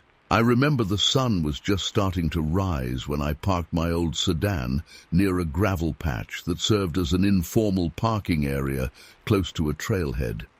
This wasn't some official state park lot, just a dirt pull-off near where an old trail supposedly began. I was going off a local map and some notes jotted down from a guidebook I had picked up second-hand. It was 1990, so I didn't have any GPS, and I was kind of just winging it. The area I chose wasn't the heavily trafficked Harper's Ferry National Historical Park area. I had wandered a bit further out, driven along some smaller roads, and found a place that seemed quieter, more remote. I wanted peace and solitude, and I definitely got solitude, maybe more than I bargained for. I had a simple hiking pack with me, nothing fancy, a canteen with water, a sandwich, a compass, a cheap flashlight, a small folding knife, and a sweater tied around my waist. I wasn't expecting any trouble. The morning air was crisp, but not cold, and the forest around me was lush green with the hint of the coming autumn in the leaves. There was a mild breeze rustling the branches high above, and the smell of damp earth was strong. I remember feeling oddly calm at first, like I had made a good choice getting out there. The trail, if you could even call it that, was not well maintained. It was basically a faint path through the undergrowth, and a few minutes in, I had to step over fallen branches and push aside ferns and tall weeds. I didn't mind. I wanted something off the beaten track. I was determined to keep track of where I was going, so I paid attention to landmarks. A large mossy rock here, a rotting stump there, the shape of certain trees. After maybe an hour of walking, I realized I hadn't seen or heard a single other person. No distant voices, no footsteps, no cars. At most, I heard birds and maybe a distant squirrel chatter. It was peaceful, almost too peaceful in retrospect. As I pushed further in, I started to notice a strange silence taking over. The bird song became less frequent. I remember pausing to sip from my canteen and noticing how quiet it was getting. It was like the forest was changing character as I got deeper. That alone wasn't too weird. Sometimes different parts of the woods have different noises, but there was something about the quiet that felt off, like the kind of hush that falls right before something happens. I tried to shake it off, telling myself I was being paranoid. I kept moving, and at some point I must have lost the main path because I found myself moving through denser underbrush. I found a small stream and followed it for a while, thinking maybe I could use it as a guide to get back out later. After another hour or so, I noticed old signs of human presence. A rusty piece of metal sticking out of the ground, then a few old wooden boards piled haphazardly. I'm no historian, but I knew Harper's Ferry had a lot of old stuff scattered in the woods, remnants of old cabins, maybe old farm structures or long-forgotten homesteads. It wasn't that surprising to come across scraps of old wood. Still, something about those boards made me uneasy. They were rotten and half-buried under leaves, but arranged in a way that suggested it might have been a shelter at some point. I pressed on, and that's when I came upon a clearing where an old cabin stood. I say cabin, but it was really more like a shack or an old hut. The roof was sagging, some of the walls had holes, and one of the windows had no glass, just an empty frame. It looked like it had been abandoned for decades, maybe longer. The wood was dark and weathered, covered with patches of moss and lichen, and the ground around it was soft and spongy with old pine needles. It didn't look inviting, to say the least. At that moment, though, I was curious. I figured I could peek inside, maybe find some old junk or something interesting, and then move on. Before I got any closer, I heard a very distinct sound. It was a snap, like a large branch breaking, somewhere behind me, or maybe off to the side. It was hard to pinpoint. I froze, listening, and noticed that the wind had died down. I heard another subtle rustling sound, but no voices, no recognizable animal call. I tried to reassure myself. Maybe a deer had stepped on a branch. Maybe a raccoon was rummaging around. This was the woods after all. But my gut feeling told me something else was going on. It felt like I was being watched. Not in a paranoid way, but in that unmistakable sense that there are eyes on you. If you've ever felt that prickly sensation at the back of your neck, you know what I mean. I turned around slowly and scanned the trees. The forest was thick, full of shadows, and it was still early enough in the day that the sunlight filtered down in mottled patches. My eyes tried to adjust, to pick out a shape that didn't belong. At first, I saw nothing, just tree trunks, shrubs and branches. Then I noticed something odd, a dark shape, partially hidden behind a cluster of trees. It was tall, taller than any person I'd expect to meet out there. I thought maybe it was just an oddly shaped trunk or a shadow, but as I focused, I realized it was something covered in dark brownish hair or fur, standing upright. My brain wanted to call it a bear, but it was standing too still, too upright, and bears don't usually peek around trees in that human-like way. I can't fully explain the feeling that washed over me. It wasn't just fear. It was a kind of overwhelming disbelief and confusion. I must have stared for a few seconds, trying to make sense of what I was seeing. The figure didn't move at first. I tried to rationalize it. Maybe I was seeing some weird pattern of branches and leaves. I squinted, and that's when it moved. Just slightly, but enough for me to see that it was definitely a living thing. It shifted its weight, and I could see one arm, long and bulky, gripping a tree trunk, and what looked like a face partially in profile. I couldn't make out its features clearly, but I noticed it had a sort of conical head shape and broad shoulders. It was huge, definitely taller than a very tall human. My guess would be at least 7 feet, maybe more. I felt my heart rate spike. My first instinct was to slowly back away, but I was torn. I didn't want to trigger it by moving too abruptly. I took a tiny step back and almost tripped over a root. The sound of my foot scraping the ground must have caught its attention, because it suddenly turned its head fully toward me. I couldn't make out details of the face, not at that distance with the dappled light, but I saw 2 dark eyes looking straight at me. We locked eyes, and it felt like my stomach dropped into my shoes. The thing let out a sound, a low, rumbling growl, almost like a deep "brr" sound. It wasn't super loud, but it was enough to send a chill right through me.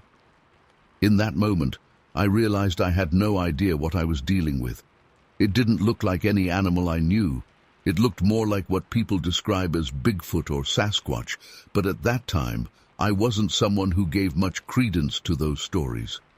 Now I was standing there facing something that I couldn't classify.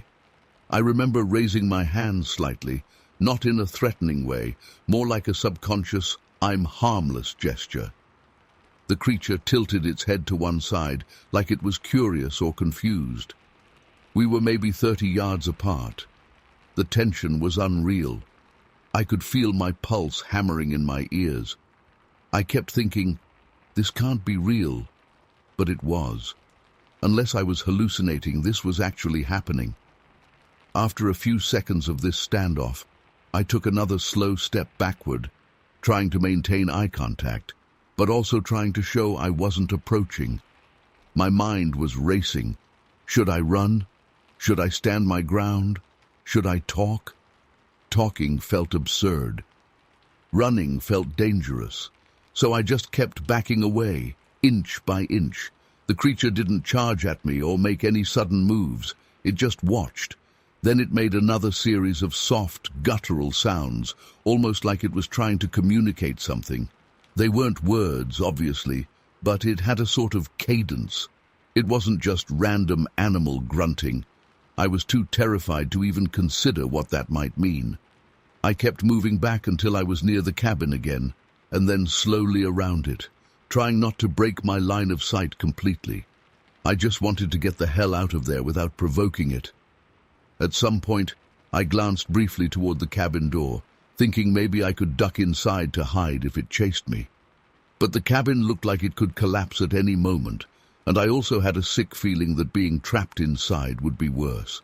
So I kept moving away from the clearing, back toward where I thought I had come from. When I looked back to where the creature had been, it had moved a bit closer, stepping out from behind the trees, still keeping some distance, but now I could see its full body more clearly. It was massive, with thick, powerful limbs and a barrel chest. The hair or fur wasn't uniform. It looked thicker in some places, and I could see patches where maybe the fur was shorter or a different texture. I remember a strange odor too, musky, earthy, not like a wet dog, but something heavier and more pungent.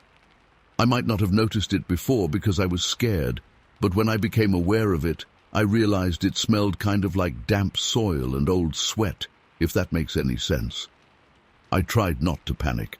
I wanted to break into a run, but I forced myself to keep calm, to keep stepping away slowly. At some point, the creature seemed to realize I was leaving. It took one step forward and then stopped. I froze, trying to show I wasn't a threat. In that moment, I thought it might charge, but instead, it just stood there, staring. Then, very slowly, it raised one arm, its long, muscular arm, and pointed off to the side, or at least moved its arm in a vague gesture. I have no idea what that meant. My mind was screaming at me to go, to get out of there. So I kept backing off until I was almost behind a clump of bushes and had partially lost sight of it. The moment I lost direct sight of it, I decided it was now or never. I turned and started to walk faster, not a full sprint, just a fast, careful walk so I wouldn't trip. Every few steps I glanced over my shoulder, and after a while I didn't see it anymore. But that didn't calm me down. I felt like it could be anywhere, watching me, waiting. The forest felt oppressive, as if every tree and shadow could hide this thing. I must have wandered off the trail completely at that point. My main goal was to get away, to find my car. I tried to use my compass, but I was shaken. My hands were trembling, and I wasn't even sure which direction would lead me back. I ended up just going downhill, reasoning that maybe I'd hit a road or a stream I recognized. As I stumbled through the brush, I kept expecting to hear footsteps behind me, heavy breathing, something. But all I heard was the occasional snap of twigs under my own feet. Eventually, maybe an hour later, I came to a more familiar patch of woods. The trees looked more like what I had passed in the morning. I managed to find the stream I had followed earlier and used it to backtrack. During this time, I kept looking for signs of that creature. Footprints, broken branches, anything. But I didn't stop to examine closely. I just wanted out. The tension never fully left me until I reached my car. When I finally got back to the gravel pull-off where my car was parked, my clothes were damp with sweat, and my heart was still pounding. The sun had climbed higher, and I guessed it was maybe early afternoon. I remember standing by my car, catching my breath, and looking around to see if anyone else was around. There were no other cars, no hikers, nothing. It was like I had just emerged from a different world, back into normal reality. I drove back to the town near Harper's Ferry proper and stopped at a small convenience store. I think I bought a soda and tried to act normal. Part of me wanted to tell the cashier what I had seen, but how do you even start that conversation? "Hey, I think I just saw a Bigfoot." It sounded insane, so I kept quiet, left the store, and headed home. Over the next few days, I couldn't get the experience out of my head. I told a couple of friends, and predictably, they laughed or said I must have seen a bear. I knew it wasn't a bear.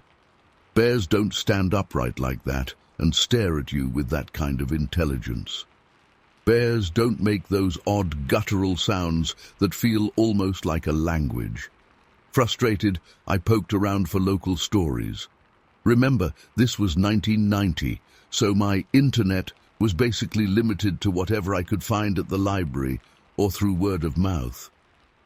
I asked a few people in the Harper's Ferry area, just casually, without sounding like a weirdo, if they'd heard any strange tales in the woods. Most just shrugged. But there were a few who mentioned that from time to time people talk about something out there. Some called it a monster, others hinted at a hairy man or a large creature that people claimed to have glimpsed over the years. No one had any concrete proof. It was all rumors and old stories that locals didn't take too seriously. I tried to find old newspaper clippings or references. I dug through some local archive materials, small historical societies, old brochures, things like that. I found vague references to strange sightings dating back decades, nothing documented scientifically, of course. Just anecdotes. Some mentioned weird footprints, others mentioned strange howls at night, nothing that made me feel less crazy. In the end, I had no real proof, no photos, nothing tangible, just a memory that still gives me chills. I've thought about it a lot over the years. The details never faded. If anything, they got etched deeper into my mind. I still remember the texture of the forest floor, the smell of the cabin's rotting wood, and that deep, unsettling grunt. Most of all, I remember those dark eyes watching me with what felt like genuine curiosity. Or was it warning? I don't know. I've considered the possibility that I somehow misidentified an animal. But what animal? Black bears exist in that region, but they don't behave like that. They also don't stand perfectly upright and watch you from behind a tree. They don't tilt their heads in that almost human way. And a human in a suit?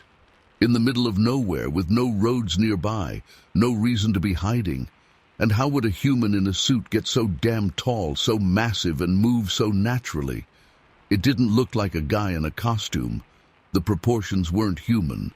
The arms were longer than they should be, the shoulders broader, and the overall presence was too natural. I can't explain it better than that. It just didn't strike me as a hoax. After that experience, I became a lot more cautious about going deep into the wilderness alone. For a while, I avoided remote trails altogether. Over the years, I've done more hiking again, but I never forgot that day. Some people might say I'm just repeating a tall tale, but I know what I saw, and that's the main reason I'm sharing this.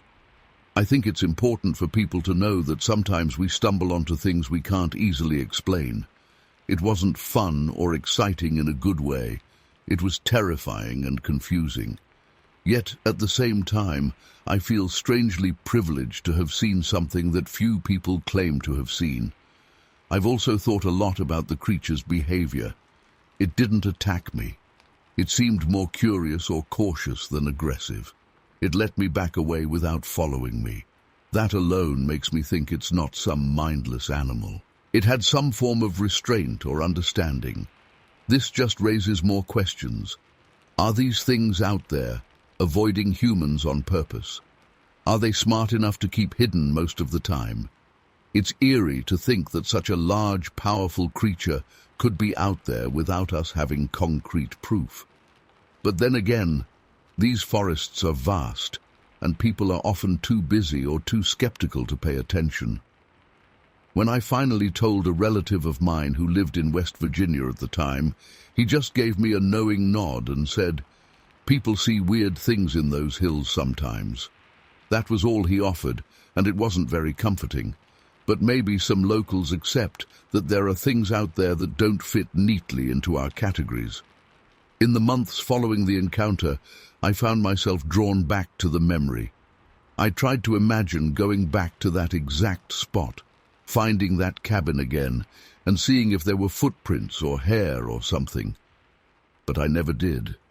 Part of me was too afraid to go back. Another part felt like it was pointless without proper equipment or someone else with me. I'd just be stumbling around, terrified, and what if the creature didn't like a return visit? As the years passed, I learned to live with the mystery. I told fewer and fewer people about it because their reactions were almost always the same: disbelief, jokes, or sometimes mild interest, but no real understanding. I'm sharing it here now because I think this kind of platform might have people who at least entertain the possibility. I'm not asking anyone to believe me blindly. I'm just telling you what I experienced that day. I was there. I know what I saw, what I heard, and how it made me feel. To this day, when I think about that encounter, I get a surge of adrenaline. The memory is vivid: the greenish-brown fur, the massive silhouette, the eerie quiet of the forest, and that low, vibrating sound it made, like a half-roar, half-grunt that I can't properly reproduce. The sensation of standing there, feeling so small and out of place, is something I'll never forget. It's a reminder that no matter how much we think we know about the world, there are always things lurking out there that don't fit our neat explanations. After that strange day, life went on. I went back to work, back to my daily routines, and the memory became like a secret I carried around. Over time, I did look into Bigfoot lore, read some accounts, and realized that many people describe similar feelings: the sense of being watched, the powerful stench, the tall, hairy figure blending into the trees. Some even mention these low vocalizations. The similarities are hard to ignore, but without any proof, all I can do is add my voice to the pile of stories out there. I guess I'm one of those people now who say, I saw something I can't explain. I still don't have a neat conclusion. That creature, whatever it was, let me go. I never heard about anyone being harmed in that area by such a thing. Maybe it's been there for generations, passed down in local legends, rarely revealing itself. It's strange how something so physically imposing could leave behind so little trace in the historical record, but then again, not everything leaves clear evidence. In the end, I just have this experience that happened in a single day. I left my car in the morning expecting a normal hike, and by afternoon I was back at it, shaken, confused, and fundamentally changed in how I view the wilderness. It all started and ended in that one stretch of forest near Harper's Ferry, and I don't have a grand explanation or a satisfying ending. It's just something that happened, and it remains a mystery to me. Over the years, I've learned to accept that some questions remain unanswered. That's the best I can do. It happened, it ended, and I still don't know what to make of it, even today. Story 5. I remember that day in 2005 near Eureka, California, more vividly than I can remember most things that have happened to me since. I was there looking for fresh angles for my podcast. Back then, I was heavily focused on true crime stories, urban legends, bizarre disappearances, old murder cases with odd loose ends. I had plenty of taped interviews, newspaper clippings, and stacks of articles I'd printed out from old message boards. But something felt stale about my usual topics. I was hungry for a different kind of atmosphere, something that could give my next episode a real punch. Nothing scripted, nothing predictable, just something raw and unfamiliar. That's what took me into the Redwood National Park. I figured that maybe the quiet immensity of those ancient trees could stir something in me, maybe lead me to some forgotten story lurking in the underbrush. But what I ended up experiencing that day wasn't something I ever expected or wanted. I got out there pretty early. It was a cool morning, not exactly cold, but crisp enough that I wore a light jacket. The drive from Eureka to the park wasn't long, and the roads were empty at that hour. I remember the feeling of passing through small patches of mist as I got closer to the trees. There was an uncanny silence even then. No traffic, no distant hum of people talking, just the sound of my own car engine and the occasional bird calling out from somewhere behind the massive trunks. I found a place to park my car near a less popular trailhead. I don't recall the exact name of the trail. I'm not even sure it had one that was commonly used by hikers. It was one of those half-marked paths that some ranger might have once mentioned in a pamphlet, but it wasn't on the main tourist map. I'd done a bit of research beforehand, so I knew it existed, but there were no promises it would be easy to navigate. I stepped out, and the first thing I noticed was how the light filtered in. The redwood trees are huge, everyone knows that. But until you're standing under them, it's hard to understand how they change the atmosphere. They block out the sun in such a way that everything beneath them feels like a different world, greenish, dim, and strangely quiet. There were no other cars around, and as far as I knew, I was alone out there. I had my gear, a small handheld camera, a voice recorder, a notebook, a bottle of water, and a few energy bars stuffed into my backpack. I wasn't there to camp overnight. I just wanted to wander a bit, pick up the vibe, maybe record some ambient sound, or take some notes for my next episode. Just something to spark my creativity. I expected maybe to find old signs, abandoned camps, weird carvings, something that would set my mind off on a new story. Instead, almost right away, I felt this subtle unease. At first, I chalked it up to my imagination. I was out in a place I rarely visit, after all. It's natural to feel a bit on edge in a quiet forest, especially when you're alone. I started walking along this narrow trail that wound between enormous trunks and fallen logs covered in moss. The ground was soft with layers of needles and damp earth. My boots left clear imprints. It smelled earthy, fresh, and old at the same time. After maybe half an hour of walking, I noticed something a bit off. There were sounds, quiet, distant sounds that didn't fit in. You expect to hear birds, maybe a squirrel darting away, wind rustling leaves way overhead. But what I heard were occasional low grunts or deep crackling noises, like something large moving through brush off in the distance. I couldn't place what animal would make that kind of noise. A bear, maybe. I tried to remember if bears were common in this area. I knew they existed in California, but the redwood groves near Eureka weren't exactly known for big predators roaming around so visibly, or at least that's what I thought. I slowed down and listened carefully. Whenever I paused, it got quiet again, except for these intermittent crackling twigs and soft, distant thumps like heavy footsteps muffled by the forest floor. It wasn't constant, just every few minutes. I tried to brush it off. Maybe it was just a deer or elk moving around, and my mind was making it sound weirder than it was.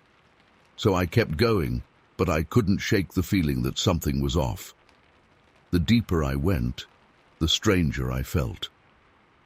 At some point, I decided to do something I do for my podcast research. I took out my camera to document the area. But the light inside the redwood forest can be tricky. Even in the middle of the day, it's dim, and my camera wasn't the best. I tried to capture the towering trunks, the patterns of moss, the thick ferns at the base of the trees. Everything looked kind of grainy and dark on the camera's screen, but I figured I could adjust the exposure later. That's when I noticed the footprints. And these weren't mine. About 200 yards from where I started, off the side of the trail, I spotted a weird depression in the soil. It looked like a footprint, but it was huge, bigger than my own foot by at least double, and I'm a pretty average-sized guy. The shape wasn't a perfect human footprint, more like a vaguely foot-shaped depression with some flattened vegetation around it. Could have been anything, right? A trick of the light, maybe just where water pooled and made the ground sink. But I crouched down and took a good, hard look. The leaves and pine needles were pressed down in a way that suggested weight. Something heavy had stepped there. I tried to see if there were more impressions like that around, and yes, after a bit of careful searching, I found another one a few feet away. Same size, similar shape. I remember my heart rate picking up. Not in a terrified way yet, just in a, "what the hell is this?" kind of curiosity. I pulled out my camera again and tried to get a shot of them, but with the dim light and my shaky hands, it was hard. I might have gotten something, but I wasn't confident it would be very clear. I also turned on my voice recorder and described what I was seeing, just so I wouldn't forget any details. "I'm standing near what looks like large footprints," I said quietly, feeling a bit silly talking to myself out loud. "They're about twice the size of a normal human footprint, maybe even bigger. They're spaced in a pattern that suggests bipedal movement. I'm not sure what could have made these." I remember feeling a cold bead of sweat forming at the back of my neck as I said that. As I kept moving, I noticed more subtle clues. Broken branches at about chest level, as if something tall had brushed against them. I also noticed that some ferns were crushed in a line, creating a faint path parallel to the trail I was following. The sense that something was out there grew stronger. It was like being watched, though I never saw anyone around. I pressed on, partly because I'm stubborn, partly because I was genuinely intrigued. My mind was racing through explanations, maybe a lost hiker with huge boots, or some prank left by other hikers, or maybe an animal. But what animal would leave footprints like that? A bear's prints looked different, and I would have recognized a paw shape. This looked more like a broad, heavy foot. The idea of Bigfoot popped into my head, and I immediately dismissed it. I mean, come on. I was a podcast guy, a true crime and mystery enthusiast, not someone who believed in cryptids. I'd read stories, sure, but I never took them seriously. As I walked further, I started hearing those strange sounds again. They were coming from somewhere to my left, deeper into the forest. Low grunts, heavy steps, and at one point, what sounded like a long, soft exhale. I tried to convince myself it was a deer or elk, maybe even a bear just foraging. But the footsteps, when I strained to listen, sounded almost rhythmic, like something walking on two legs.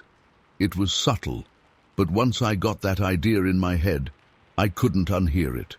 I stopped again and decided to try and record the sounds.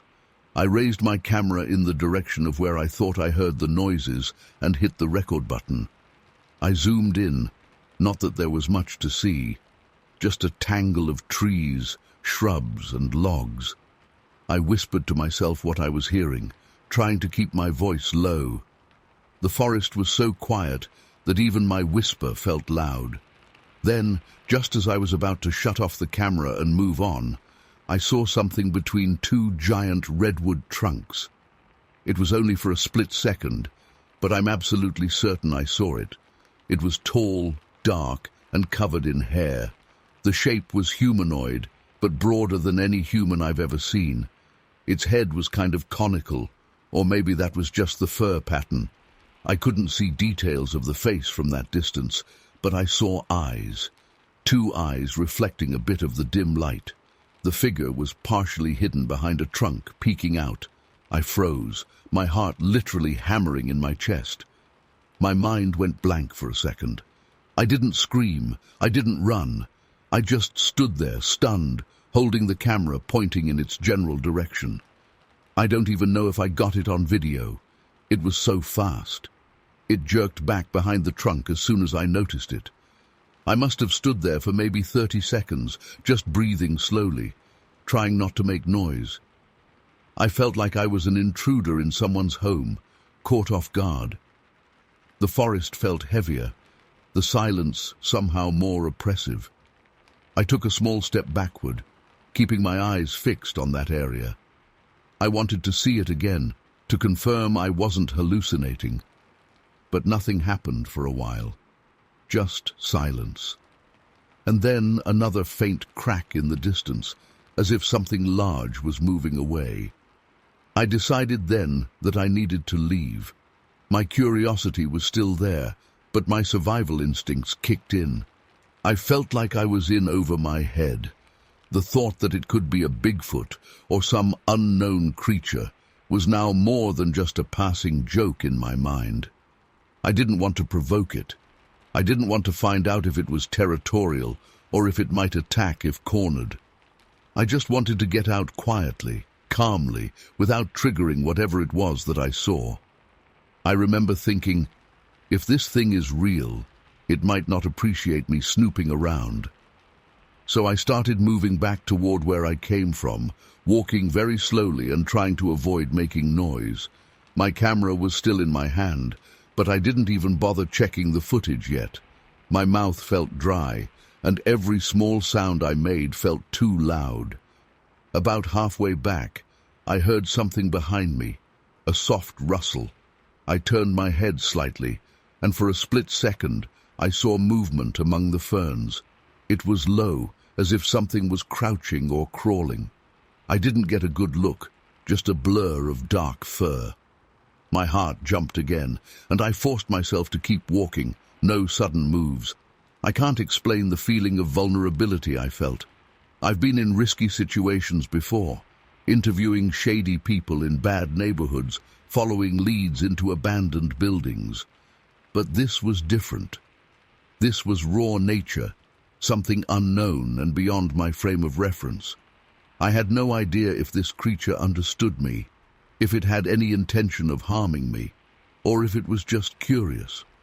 I only knew that I had to leave.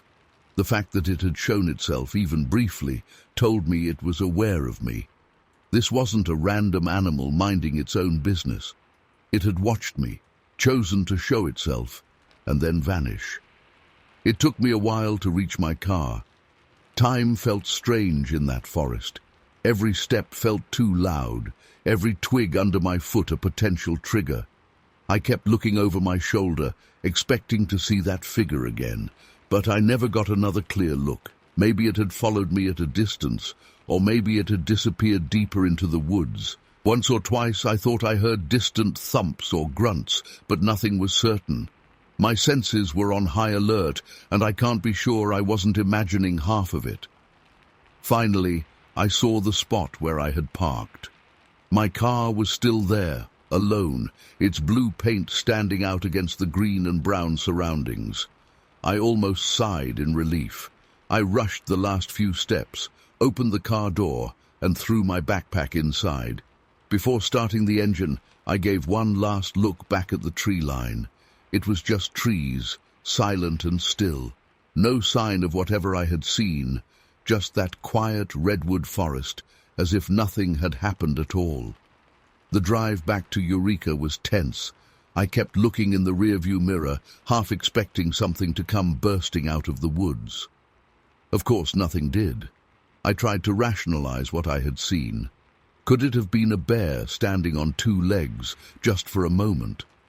But the shape and the brief glimpse of a face didn't match. Bears have a certain look, and they don't peek from behind trees like that, at least not in my experience. Could it have been a person in a ghillie suit or something, playing a prank? That would be bizarre, and who would be out there pulling such a trick in the middle of nowhere, so early in the morning? And those footprints, they were so large. The image kept playing in my mind. By the time I got back into town, I felt both shaken and strangely excited. I had footage of something, at least I hoped so. When I finally had the chance to check my camera's recordings in my apartment, I was disappointed. The lighting was terrible, and the quick glimpse I thought I got seemed like a dark blur. Nothing definitive. The footprints were visible, but without a reference. Who would believe they were out of the ordinary? They just looked like vague impressions on the ground. I tried slowing down the video frame by frame, but I never got a clear image of the creature's face. I told some people about it, carefully. Mostly close friends and a couple of colleagues who knew me well enough not to dismiss me as a complete nutcase. Their reactions were mixed. Some laughed it off.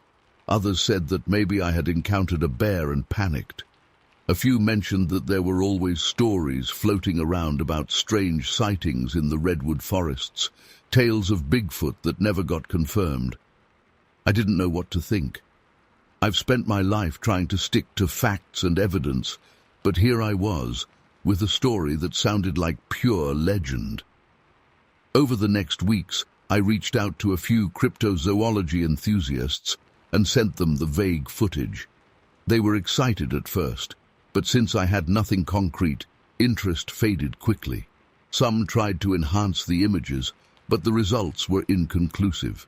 Still, they didn't outright dismiss me. They said that many people have had similar encounters and that it's not uncommon for the evidence to be shaky. It's part of the mystery, they claimed. I tried describing the creature in detail, but my memory felt unreliable. I only saw it for a moment. It was tall, definitely taller than any human I've met, covered in dark, possibly brownish hair, though the light was so dim I'm not sure. The posture was upright but slightly hunched, and it moved with surprising silence given its size. The face, or what I saw of it, seemed more human than ape, but still very different from a person. The eyes reflected light in a way that made them stand out. I wish I had more concrete details, but that's all I have. And the feeling that it knew I was there, that it was assessing me just as I was trying to understand it. In the end, I included the story in my podcast, not as a sensational claim of having seen a Bigfoot, but more as a strange personal encounter. I described it as honestly as I could. Some listeners accused me of making it up to get attention. Others were fascinated and said it matched with other reports they'd heard over the years. A few locals wrote to me and mentioned rumors that had circulated around Eureka for decades. They said that people sometimes talked about strange sightings in the Redwood forests, but no one ever got proof. It was always just whispers and second-hand stories. I still think about that day sometimes, and it still gives me chills. The forest out there is ancient and vast. People think they know every creature that lives in these woods, but I'm not so sure anymore. I can't prove what I saw. I can't even say for sure that it was what people call Bigfoot. All I know is that I saw something large, bipedal, and secretive, watching me from behind a redwood trunk, and that it vanished as quickly as it appeared. I can't explain it. It didn't do anything aggressive, but the feeling of being watched by something so unknown was terrifying enough. And that's what haunts me, the not knowing. I was sure of my place in the world before, confident in the lines between fact and fiction. But after that day in 2005, I realized that I can't be certain anymore. The redwood forest is quiet, but maybe that's because it holds more secrets than we realize. In the end, nothing more came of it. No definitive proof, no follow-up sighting, nothing in the local papers. Life went on. I kept working on my podcast, covering true crime, disappearances, and mysteries of a more human variety. But in the back of my mind, that memory lingers. Every so often I think about going back, trying to retrace my steps, see if I can spot those footprints again or pick up on some clue I missed. But then I remember the feeling I had when I was out there, the sense that I was trespassing in a place that didn't belong to me, a place where something watched from behind the trees. The idea of going back alone makes my stomach knot up. I'm not sure I could handle it again. I can't give anyone a neat conclusion. It happened, and then it ended, leaving me with nothing but questions. The redwood forest went back to being just a forest, at least on the surface. I never heard any reports of attacks or violent encounters, just that one strange, silent moment. Maybe that's the scariest part. It came and went without explanation, as if to remind me that I'm just a visitor in a world I don't fully understand. To this day, I haven't found a rational explanation that satisfies me. All I know is that in 2005, near Eureka, I saw something in the Redwood National Park that I can't explain, and I've had to live with that uneasy feeling ever since. Story 6. I remember this day in 1993 like it just happened yesterday. It was late spring, I think mid-May, and I was staying near Northbrook, Illinois. At the time, I was living in the suburbs, trying to find a bit of balance in my life after a messy breakup and a sudden career shift. My head was full of noise back then. I had just started taking photography as a serious hobby, something to bring me a little peace. I had a cheap 35mm camera, nothing fancy, but I was proud of it. I remember loading it with fresh film that morning, determined to get some nice nature shots that might inspire me to keep moving forward with my new passion. Back then, I believed that walking through a quiet forest preserve would help settle my thoughts. There's a forested area near Northbrook, just a chunk of woods and trails that run through some patches of pretty dense foliage. It's not the kind of place where you'd expect anything extraordinary. It's not too far from roads and houses, and I'd heard that people went there all the time to jog, walk their dogs, or just enjoy being outside. So that morning, I parked my old Honda on a small gravel lot near the entrance, put on a light jacket, hung my camera around my neck, and set off on a trail that looked promising. I remember the start of that walk very clearly. The air was cool and fresh, filled with the scent of damp earth and new leaves. The birds were active, chirping all over the place. Every now and then, I'd hear the distant hum of a car passing on a nearby road, but it still felt peaceful and secluded. I walked slowly, looking for interesting angles to photograph, maybe a sunbeam cutting through branches or a patch of wildflowers. I can still feel that calm I felt at the beginning, that sense that I was doing something good for myself. I had been walking for maybe 30 or 40 minutes, going deeper into the trail. The path got a bit muddier the further I went, and I was careful not to slip. At some point, I noticed it was getting quieter. Not the total silence, but the birds seemed less vocal. The trees felt denser. The light got a bit dimmer because of the thicker canopy. I remember thinking that maybe I'd gone farther off the main path than I intended, but I kept going because I figured I could just backtrack.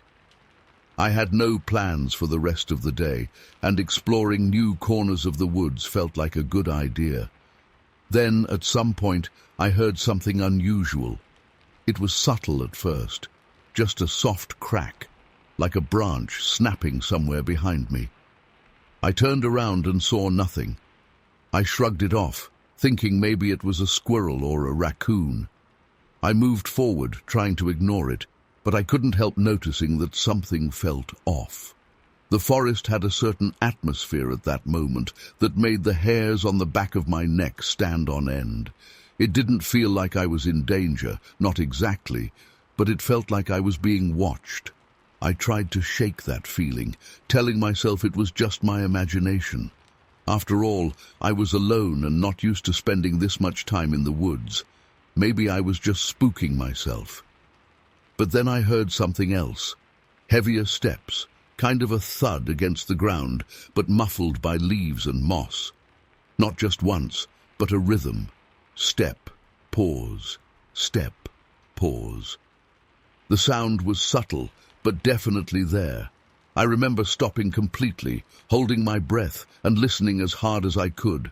I must have stayed like that for a good minute. Nothing. I started walking again, now more alert, looking over my shoulder more often. I came to a spot where the trail dipped down into a slight hollow, a place where the ground was wetter and darker. I noticed some footprints in the mud. At first, I thought they might be from a deer, or maybe a big dog. But when I squatted down for a closer look, my heart skipped a beat. These footprints weren't shaped like a dog's paw or a deer's hoof. They looked more like large, broad human footprints, barefoot, but bigger than any I had ever seen. I'm talking huge. I don't know the exact size, but definitely larger than my own foot by a wide margin. The shape was human-like, with what looked like toes, not claws. The depth suggested something heavy had made them. I remember touching the mud around the print and noticing how fresh it seemed.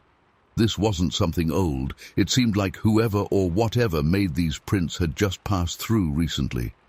At that moment, a wave of confusion and fear hit me. I'd grown up hearing stories about Bigfoot or strange creatures in the woods, but I never took any of that seriously. That stuff was for TV specials and weird magazines. Yet here I was, staring at footprints that made no sense at all. I looked around, squinting into the trees, trying to spot any sign of movement. The forest felt even quieter now.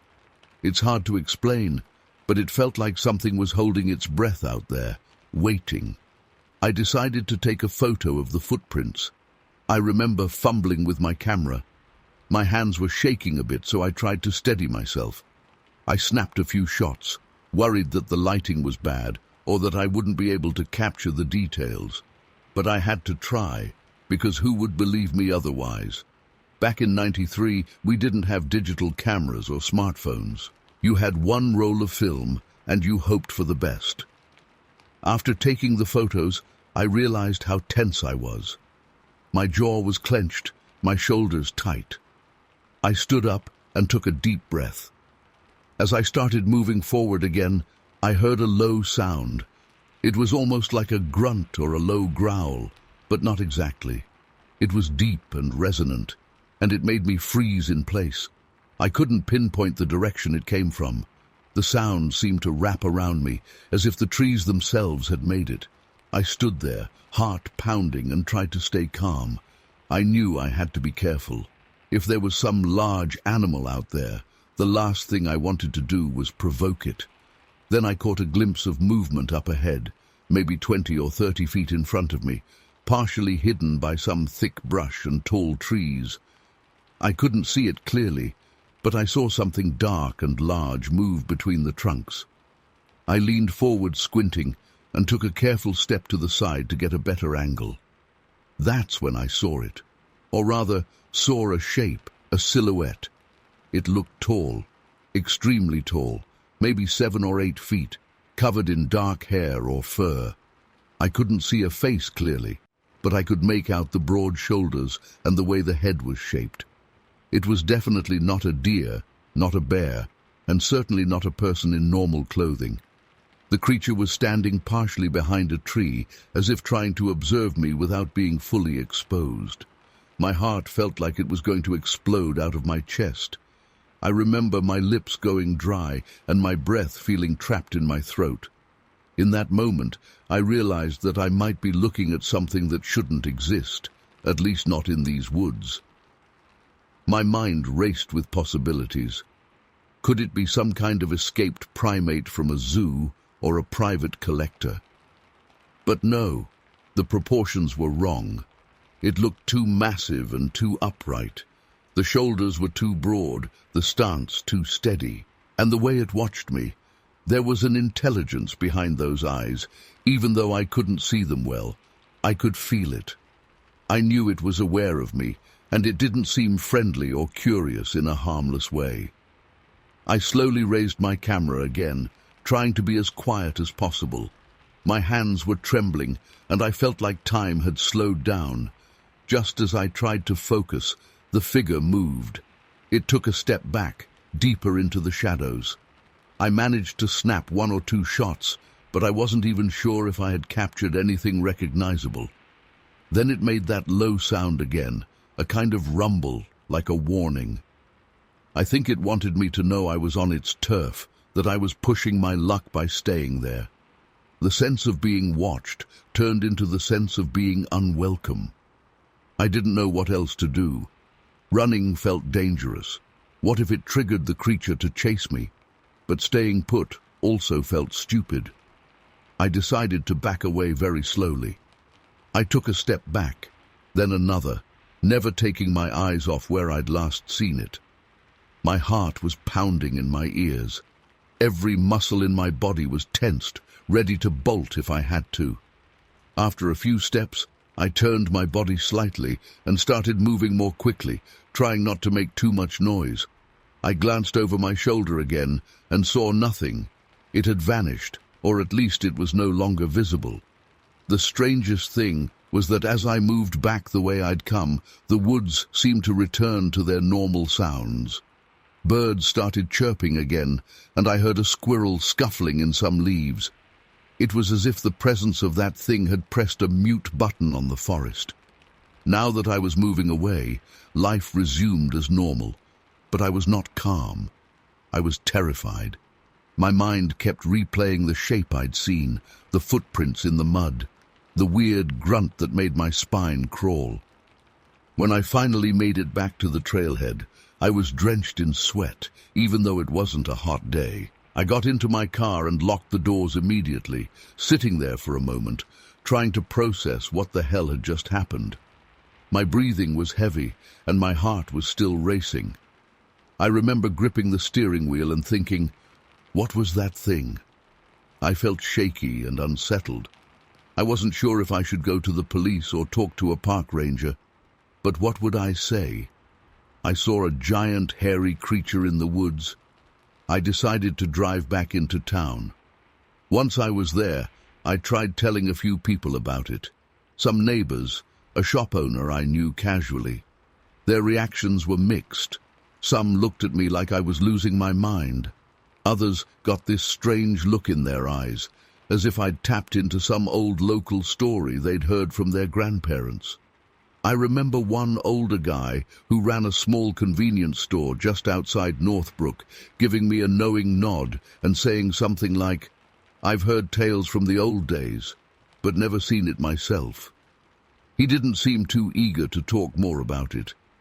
Over the following days, I tried to do some research. Remember, this was before the internet was widely available, and certainly before you could just type something on a smartphone and find all kinds of info. I went to the local library, looked up old newspaper clippings, asked around quietly. I found references here and there, people who claimed to have seen something large and hairy in the woods around Northbrook, people who said they heard strange noises at night, and even a couple of very old stories suggesting that something like Bigfoot might be roaming these pockets of forest preserves. But nothing concrete, no undeniable proof. The film I took, I did get it developed. The footprints came out blurry, and in the poor lighting, the shape I tried to photograph was too dark, just a blur of shadows. Nothing you could show anyone and have them say, "Ah, yes, that's clearly something unknown." It just looked like a smudge on film. I remember feeling disappointed and frustrated because I knew what I saw, but I had no solid evidence to back it up. In telling my story, I got a range of responses. Some people got really excited, believing I had encountered something extraordinary. Others rolled their eyes and said I must have seen a bear or even a homeless man living in the woods. But bears aren't native there, and I know what a person looks like. This was no human being. It's hard to describe the sheer size and presence of that thing. Its silence and the way it could vanish so quickly still baffle me. If it was a person, where would they have gone so fast? And who the hell would be walking around barefoot and nearly 8 feet tall? Over time, my story became just another local anecdote, something people would bring up occasionally. Remember when that guy said he saw something weird in the woods? I tried not to obsess over it, but the memory stayed with me. I can still see that footprint in my mind, still recall the feeling of dread that washed over me when I realized I was not alone out there. I never went back to that exact spot. I kept going to other forest preserves, still looking for nice nature shots, but I always felt more cautious. I remember flinching at small sounds for a few weeks afterward, always checking over my shoulder. I just couldn't shake the feeling that there are things out there we don't understand. People talk about Bigfoot like it's a joke or some myth, but I'm telling you, I saw something that day that defies easy explanation. I wasn't attacked, I wasn't harmed, but the tension in the air when I came across that creature was unmistakable. It's like we both acknowledged each other's presence, and then it decided to let me go. That's the weirdest part. It didn't charge at me or try to scare me off aggressively. It just watched. It let me see it, and then it disappeared. Maybe it wanted me to know it was there. Maybe it was just curious. I have no idea. The mystery is still there, lingering in my mind. I tried to explain it to myself in rational terms. Could it have been some large animal with mange or something distorted by the low light? But I know what I saw. The shape was too defined. The footprints were clear, and that low sound it made, it still haunts me when I think about it. It sounded like language, but not words, more like a warning that I shouldn't be there. Looking back, I realize this all happened on a single afternoon. Just a few hours of my life that turned my understanding of what can be out in those woods upside down. One moment I was taking pictures of flowers and leaves, and the next I was standing face to face with something I couldn't explain. It started quietly, with a few snaps of branches, and ended as abruptly as it began. I guess sometimes that's how these encounters go. There's no neat conclusion. You don't get a perfect photograph or a footprint cast that convinces everyone. You're left with your memories and a nagging sense that the world isn't fully charted. That day shook me up. It made me realize that even places close to towns and highways might hold secrets. Maybe these creatures, whatever they are, can slip in and out of sight, choosing when to be seen. Maybe they're just really rare or really smart. Or maybe I stumbled onto something that I was never supposed to see, just a freak chance encounter. I can't prove any of this. I don't have a big story about some violent confrontation or a grand chase through the woods. What I have is that quiet afternoon in 1993 near Northbrook, where something very large, very strange, and very real crossed my path. It didn't hurt me, it just let me know it existed, and then it vanished. To this day, I still don't have a final answer or a satisfying explanation.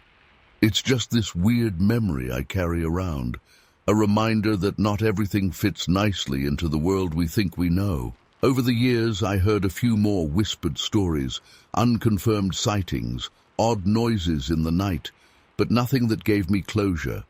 The people who believe don't need more proof, and the people who don't believe will never be convinced by hearsay and vague photos.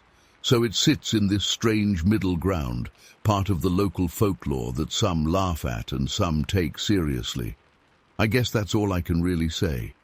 I walked into a forest preserve looking for peace and pictures, and I walked out shaken and unsettled. I saw footprints that didn't match any known animal in the area, and I spotted a towering, hairy silhouette that seemed impossible. I heard it make a sound that still makes me nervous when I think about it. And then it ended just like that, leaving me with nothing but questions.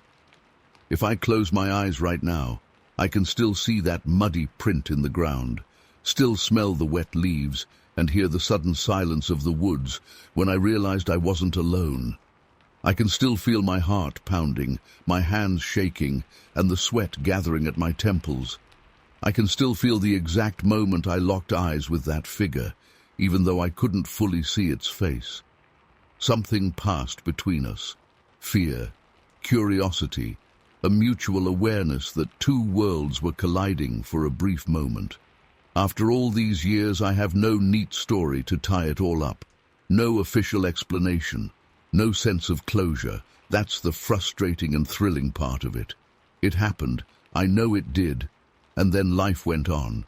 The creature, whatever it was, slipped back into the shadows. The people around me shrugged or nodded knowingly, and no one had any definite answers. I ended up just living with that memory and telling it to people here and there, watching their reactions and seeing who might believe. Some do, some don't. But whether anyone believes me or not, I was there. I felt that fear and that wonder, and I still remember it all too well. Sometimes the world is just bigger and stranger than we want to admit. That's what I learned that day in the woods near Northbrook back in 1993. It taught me that maybe, just maybe, there are things out there we don't have names for. Things watching us while we think we're all alone. And whether we like it or not, sometimes we stumble into their world, if only for a moment, and then walk away without ever truly understanding what we saw. Even now, I can't explain it. It just happened, and then it ended. And I've never been able to shake it off. Story 7. I remember that day in a way that still makes my stomach tighten. It's been so many years. but I can close my eyes and feel the damp wood of the cabin's porch railing under my fingertips, taste the metallic hint of fear in my mouth, and sense that oppressive, uneasy silence that settled over the trees like a heavy blanket. This happened back in 1982, near Blacksburg, Virginia, and I was just a guy who wanted a break from office life. I didn't go there looking for anything weird. I wasn't the type who believed in cryptids or folklore. I was just burnt out from my job and needed a change of pace. The idea was to spend a few weeks in an old cabin in the Appalachian mountains, surrounded by nature, just me and the quiet. I wanted to clear my head, maybe figure out what I was going to do next in life. I never expected to walk away with this story, and even now, I'm not sure if I can truly explain what I experienced. It was late summer, heading into early fall, and the mornings were starting to get crisp. The cabin was a small place, old wood, a slight musty smell inside, but nothing unbearable. I'd stocked up on supplies from town a few days before. I had canned foods, bottled water, a couple of tools, a sleeping bag for comfort, and a radio that worked whenever the batteries cooperated. The closest neighbor was miles down an old dirt road, and the main reason I chose that cabin was precisely because I wanted solitude. I'd had about 3 days of relative peace before that particular day. The first few days were almost idyllic. I'd wake up, make a small breakfast, sometimes just coffee and a piece of bread toasted over the wood stove, then walk around, do a bit of exploring, sit on the porch and just listen to birds.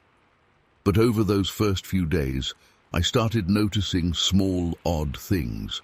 The forest didn't always feel welcoming. Sometimes it felt like I was being watched. I remember that morning vividly.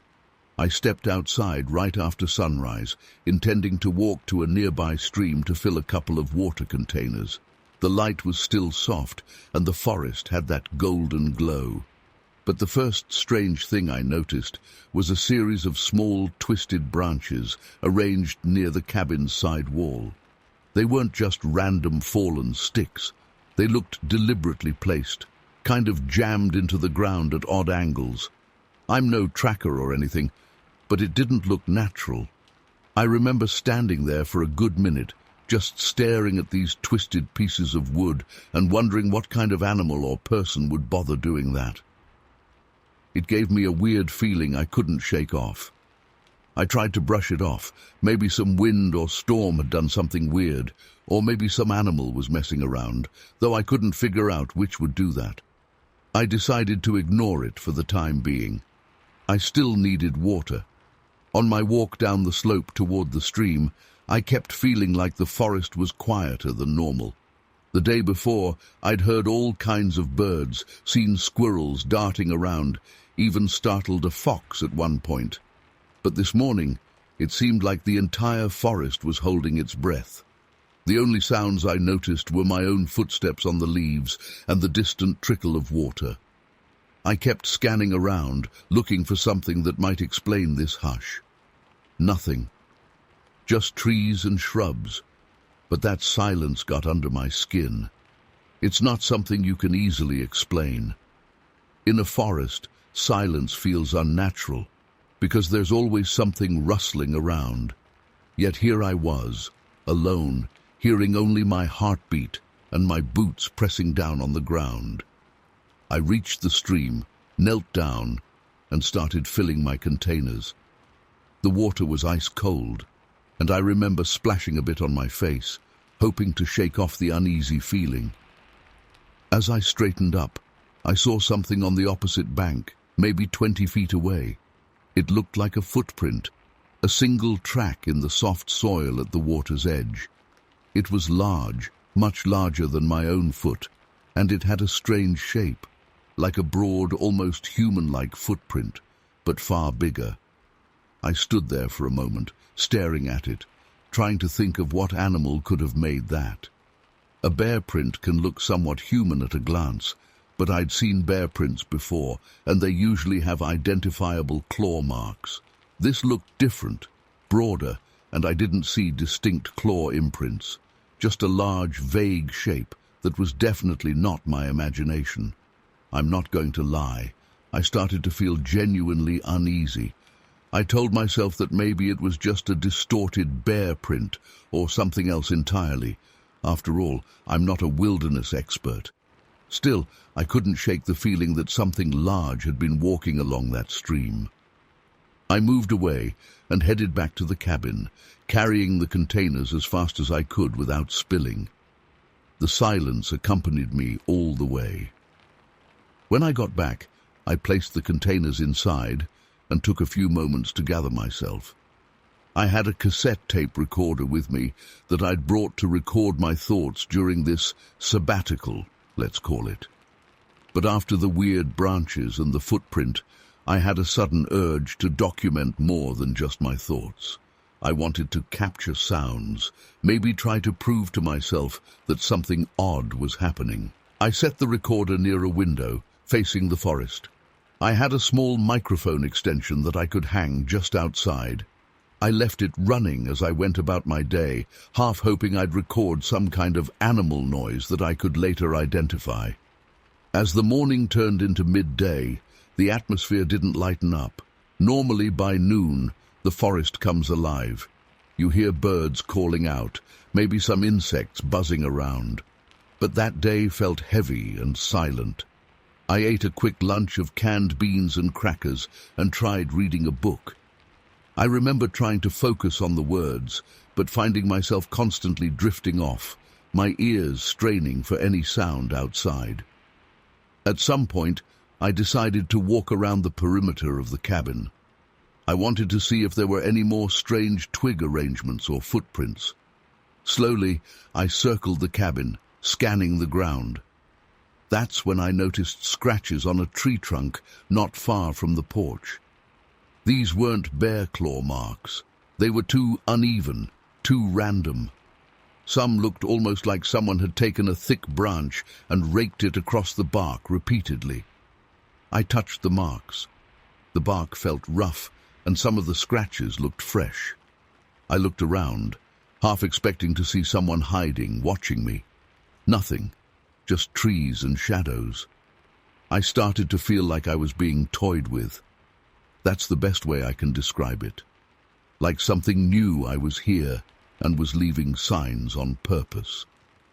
At the time, the idea of a Bigfoot or some unknown creature felt ridiculous.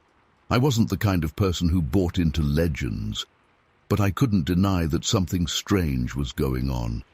I tried telling myself that maybe a person was messing with me, some weirdo living off in the woods, enjoying scaring an outsider. But that possibility didn't exactly calm my nerves. If anything, that sounded worse. By late afternoon, the light was starting to shift, and I felt this growing sense of dread. I couldn't pinpoint why I was so on edge. Nothing had threatened me directly, but my gut told me that sticking around outside was a bad idea. I decided to retreat inside, close the door, and wait. For what, I didn't know. I just felt safer with a barrier between me and the trees. Inside the cabin, I had my lanterns, some candles, and the radio. The radio reception was terrible, but I managed to get a faint station playing static and distant voices. I turned it off. The static was making me more anxious.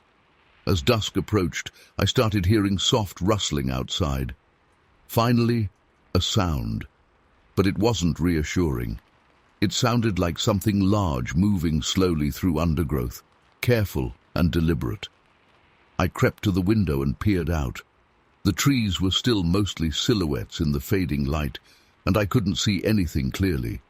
But I could sense movement, branches shifting, leaves moving, but not in the pattern of wind. This was something passing between them, pausing, then moving again. My heart was pounding. I tried to rationalize it. Maybe it's a deer, maybe it's a bear. But deep down, I knew something felt off. I decided to try my tape recorder again, this time pressing my ear against the window while it ran. I whispered softly into the mic, explaining what I was hearing, hoping that if I listened back later, I might pick out sounds I couldn't identify now. I felt foolish, but I needed some kind of record. After a while, I heard what sounded like a low grunt or a huffing sound. It was deep, guttural, unlike any animal call I recognized.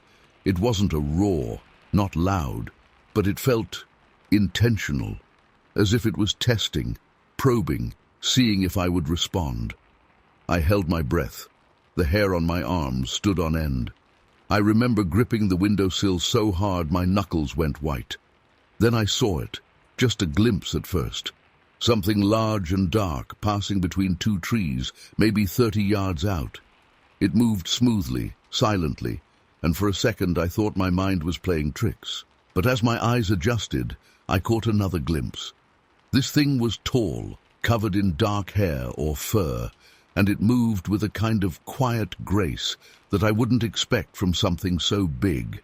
I felt a jolt of pure fear. I'm not a hunter or an outdoorsman, but I know roughly what a bear looks like, what a person looks like, and this didn't match either. It was taller than any human I'd ever seen. Its silhouette was massive, with broad shoulders, and it walked on two legs. I can't stress enough how unnerving it was to see something that large, that silent, moving around like it owned the place. I ducked down beneath the window, heart pounding, mind racing. I didn't have a gun with me. I had a small pocket knife, that's it. There was no way I'd confront something like that. My best bet was to stay quiet, stay inside, and hope it would go away. I'm not a brave guy, and in that moment I realized how completely out of my element I was. As darkness settled in, I heard more movement around the cabin. Sometimes it sounded close, as if right outside the walls, other times a bit further away. At one point, I heard what sounded like soft tapping on the far side of the cabin, almost like someone knocking gently on the wood. I froze, barely daring to breathe. The tapping would stop and start again. Then a shuffling sound. I pictured this massive figure crouched there, listening for me, trying to find a way in. It sounds paranoid now, but in that moment, I would have believed anything. I didn't know what it wanted. There was no sign of aggression like growling or trying to break down the door, but the sense of being cornered was overwhelming. It felt like a game of cat and mouse, except I was definitely the mouse in this scenario. At some point, maybe a couple of hours after sunset, I lost track of time, I heard a louder thump on the porch. My heart leapt into my throat. I imagined it stepping onto the porch's old wooden boards, which creaked even under my own weight. The idea that this huge creature was now so close to me, only a thin wall away, made my mouth go dry. I considered turning on a flashlight, but I was terrified that light might provoke it. Instead, I stayed in the dark, hugging the floor, listening. The next sound I heard was a heavy sniffing noise, as if it was smelling the air. I could hear it quite clearly through the wall, a long, deep inhalation followed by a rumbling exhalation. That's when I thought, it knows I'm here. It knows exactly where I am. My chest tightened, and I started shaking. You can't help it when you're that scared. My hands were trembling, and I was trying to keep my breathing silent. I could hear my heartbeat in my ears as I waited, just waited. The sniffing eventually stopped, and for a few moments there was a silence that was even worse than the noise. I didn't know if it had moved away or was standing right outside the door. I contemplated making noise, yelling to scare it off, but fear kept my mouth shut. In hindsight, maybe I should have tried making a human sound. Maybe it would have realized I wasn't prey or whatever. But at the time, I was terrified that any noise would trigger something awful. After what felt like hours, but might have been minutes, I heard soft footsteps moving away. I strained to listen, and slowly the sounds got fainter. Eventually, I couldn't hear anything but my own breathing. I stayed like that for a long time. I didn't dare stand up or peek outside. I was too afraid that it might be a trick, that it was waiting for me to let my guard down. I don't know how long I stayed curled up on the floor of that cabin, shaking and listening. Eventually, I gathered enough courage to crawl to the window and take a quick peek outside. It was pitch black. Nothing to see. No outlines, no movement, no sounds. The forest was silent again, but this time it felt like a natural silence, not that weighted, watchful quiet from before. I had a lantern, and I finally lit it, more out of desperation than anything else. The cabin's interior glowed warmly, and I scanned the windows. Nothing outside, just darkness. I sat there with the lantern for hours, waiting, half expecting it to return. But it didn't. Eventually, exhaustion took over. My heart rate slowed, and I realized I was covered in sweat. I remember checking the lock on the door, even though it was just a flimsy latch that wouldn't have done much if that thing really wanted in. Sometime before dawn, I finally dozed off, still dressed, still holding my pocket knife as if that would help. When I woke up, it was morning, and the light filtering through the windows felt unreal. I immediately got up and rushed outside to check for footprints or any sign that I hadn't just had some kind of hallucination. I found a few large prints in the soft earth around the porch, similar to the one by the stream, but even clearer. They were huge and vaguely foot-shaped. The porch railing had a few dark hairs stuck in a crack, coarse and thick. I gathered a few strands, but I wasn't sure what I was looking at. Could have been from a bear, maybe. But I'd never seen bear hair that looked like that, almost like a dark, human-like hair, but longer and coarser. I checked where I'd heard the tapping and sniffing. There were marks, like someone had pressed their fingers, if you can call them that, into the wood. The impressions were too vague to be certain, but they gave me chills. I walked a few yards into the trees and saw more twisted branches, arranged in strange patterns. It reminded me somehow of warning signs or markers, like something was laying claim to the area. I didn't know what to do. Part of me wanted to run down the mountain and never look back. Another part thought maybe I should stay and try to figure this out, but I knew I wasn't equipped to handle another night like that. I was shaken to my core, and I had no answers. I spent the rest of the day trying to make sense of it.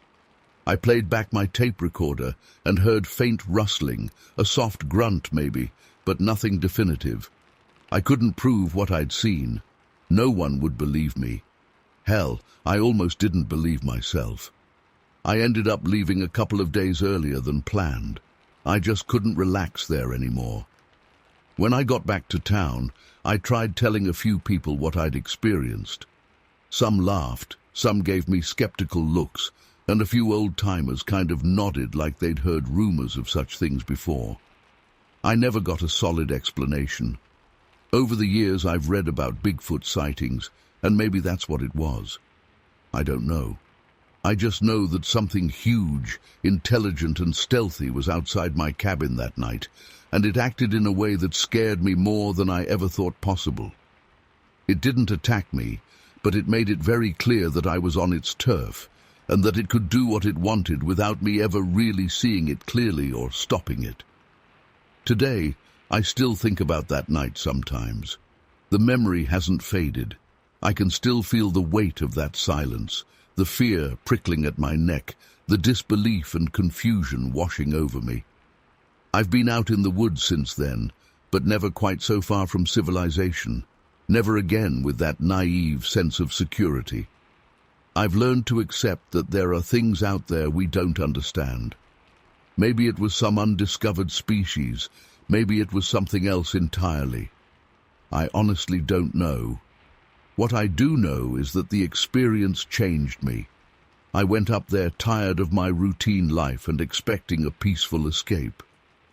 Instead, I got a glimpse into something that felt older than the mountains themselves, something that didn't care about my presence any more than a passing breeze. It made me realize that our understanding of the world is often limited by what we expect to find, and sometimes we find something that leaves us with more questions than answers. I left that cabin not long after. I tried to forget about it, but eventually, here I am, recounting it all these years later. I still have the hair strands I collected, tucked away in a small envelope somewhere. I never had them tested. I wouldn't even know where to start, and it feels pointless now. Some people go their whole lives without seeing anything that challenges their beliefs about nature. I guess I wasn't one of them. In the end, that night just happened, and then it ended as abruptly as it began. The next day, the forest was back to normal. Birds singing, leaves rustling in the wind, and the sky clear. It was as if the night before had been some fever dream. Except I know what I saw. I know what I heard. And I know that out there in those dense Appalachian woods, something walked beneath the trees, something large, quiet, and impossible to explain. It came and went, leaving me with nothing but questions, a lingering fear, and a strange respect for the mysteries that remain hidden in places where we rarely look. I can't explain it to this day, and I guess I never will. It's just one of those things that happened, leaving a deep mark on my memory and my understanding of the world. I've come to accept that not everything needs to be wrapped up nicely or understood completely. Sometimes you just have to live with the memory, no matter how unsettling it might be. And that's what I've done. Story 8. Back in the summer of 2004, I was spending a few weeks exploring the areas around Lake Tahoe, especially near Incline Village. It was late August, if I recall correctly, and I'd taken a personal trip out there mainly because I was trying to expand my photography portfolio. I was just an amateur at the time, nowhere near professional, but I had saved up enough money to buy a decent camera and was determined to capture some unique shots that weren't just the typical tourist images of the lake. I remember the day in question started pretty normally. I woke up early, around 5:30 a.m., in a cheap motel room I had rented for a few nights. There was nothing special about the place. It was just one of those off-the-main-road motels where the carpet looked old, the bed was a bit stiff, and the bathroom sink had a slight drip. But I didn't care too much, because I wasn't there for comfort. I was there to get shots of the lake and the surrounding forest at times of day when tourists weren't crowding around. That morning, I grabbed a small backpack, my camera, a couple of lenses, extra batteries, a bottle of water, and a few granola bars. I was in decent shape and planned to hike a bit off the beaten path. I'd done some scouting the day before and found a less-traveled trail that cut through areas not as popular for casual hikers. I figured that would give me a shot at some unique angles, maybe light filtering through the pines, or interesting reflections along quieter patches of shore. I remember the sun was still low, and the air was crisp. Tahoe's mornings can be surprisingly chilly, especially if you're not used to the higher elevation. I had a light jacket on, just enough to keep me comfortable. The trail I followed was narrow, and I don't even know if it was an officially recognized hiking path. It might have been a game trail, or something a few locals knew about. There were no signs, no markers, just a faint path trampled through the brush and pine needles. After about an hour of walking, the morning light started to deepen, giving me this beautiful, soft illumination. I stopped to take a few photos of the forest floor, capturing how the sunlight hit the moss and lichen on old logs. I remember thinking how peaceful it was out there, with no one else around. The only sounds were my feet on the ground and the distant calls of birds. I kept going, pushing a bit further away from the main areas. The landscape was a mix of tall pines, some shrubs, and occasionally large boulders that looked like they'd been split by weather and time. After maybe another 20 minutes, I started to notice something odd, an unusual quietness that fell over the area. At first, I couldn't put my finger on it, but the birds had stopped singing, and there was this sort of stillness that felt unnatural. It's hard to explain. It wasn't just silence. It was like the environment had tensed up. I tried to ignore it, told myself maybe I just walked into a section of the woods where the wildlife was less active. Still, it felt weird. I tried to focus on photography. I found a nice spot where the trees parted slightly, giving me a partial view of the lake in the distance. I took a couple of shots, and then I heard something that made my heart jump. A heavy, thumping sound. It wasn't close, but it was audible. It was like footsteps, but deeper and heavier than anything I'd expect from a normal hiker. It didn't match the sound of a deer or a bear either, at least not in my experience. I grew up doing some hiking in other places, and I've startled deer before. I've heard bears rummaging around, and this didn't quite fit. These steps sounded deliberate, almost like a person trying to walk quietly, but not able to hide their weight. I froze, not sure whether to call out or stay still. The sound stopped as abruptly as it started, leaving me feeling uneasy. I looked around, but there was nobody. The brush was thick in some areas, and visibility wasn't great. After a minute or two, I convinced myself it might have been a large animal I wasn't familiar with. Maybe a bear stepping on dead branches, something like that. I tried to move on, but now I was on edge, my senses tuned differently. Every slight rustle made me glance around. A bit later, as I continued along this unmarked path, I spotted something on the ground. Large, deep impressions in the softer soil near a small creek bed. I'm talking about footprints that looked far bigger than any human foot I'd ever seen. They weren't shaped like a shoe print. They seemed more organic, with a broad, rounded heel and something that resembled toe marks at the front. I'm aware that people can fake stuff, but this was 2004, and I was in a fairly remote spot. Who the hell would come out here just to plant giant footprints? Also, the ground didn't look tampered with. These prints looked natural, like something heavy had stepped there recently. The size alone made my chest tighten. I knelt down and tried to estimate their length. I didn't have a ruler, but they looked at least twice as long as my own foot. I wear a size 10, so imagine something huge, maybe 16, 17 inches, possibly bigger. I took some photos of those prints, feeling shaky. My hands weren't steady. I remember I tried to hold my breath to get a clear shot. My mind started racing. Maybe it's a bear's hind foot overlapping its forefoot, creating a weird shape. I knew that can sometimes happen and can look like a large human-like footprint. But I'd seen bear tracks before, and these seemed different. The toes seemed more defined. It was unsettling. I tried to listen carefully again, but now it was dead silent. That silence was nerve-wracking. I moved on, feeling a mix of fear and curiosity. The day was still young. The sun hadn't reached its zenith yet. It must have been around 9 a.m. by then. There was a slight breeze, and I remember smelling the pine, the earth, and something else, something faint and musky. I couldn't identify the smell. It wasn't rotten or anything like that, just earthy and unfamiliar, like animal fur mixed with damp vegetation. As I kept going, I started to see odd signs. Branches snapped at a height I couldn't easily reach, and random disturbed patches on the forest floor.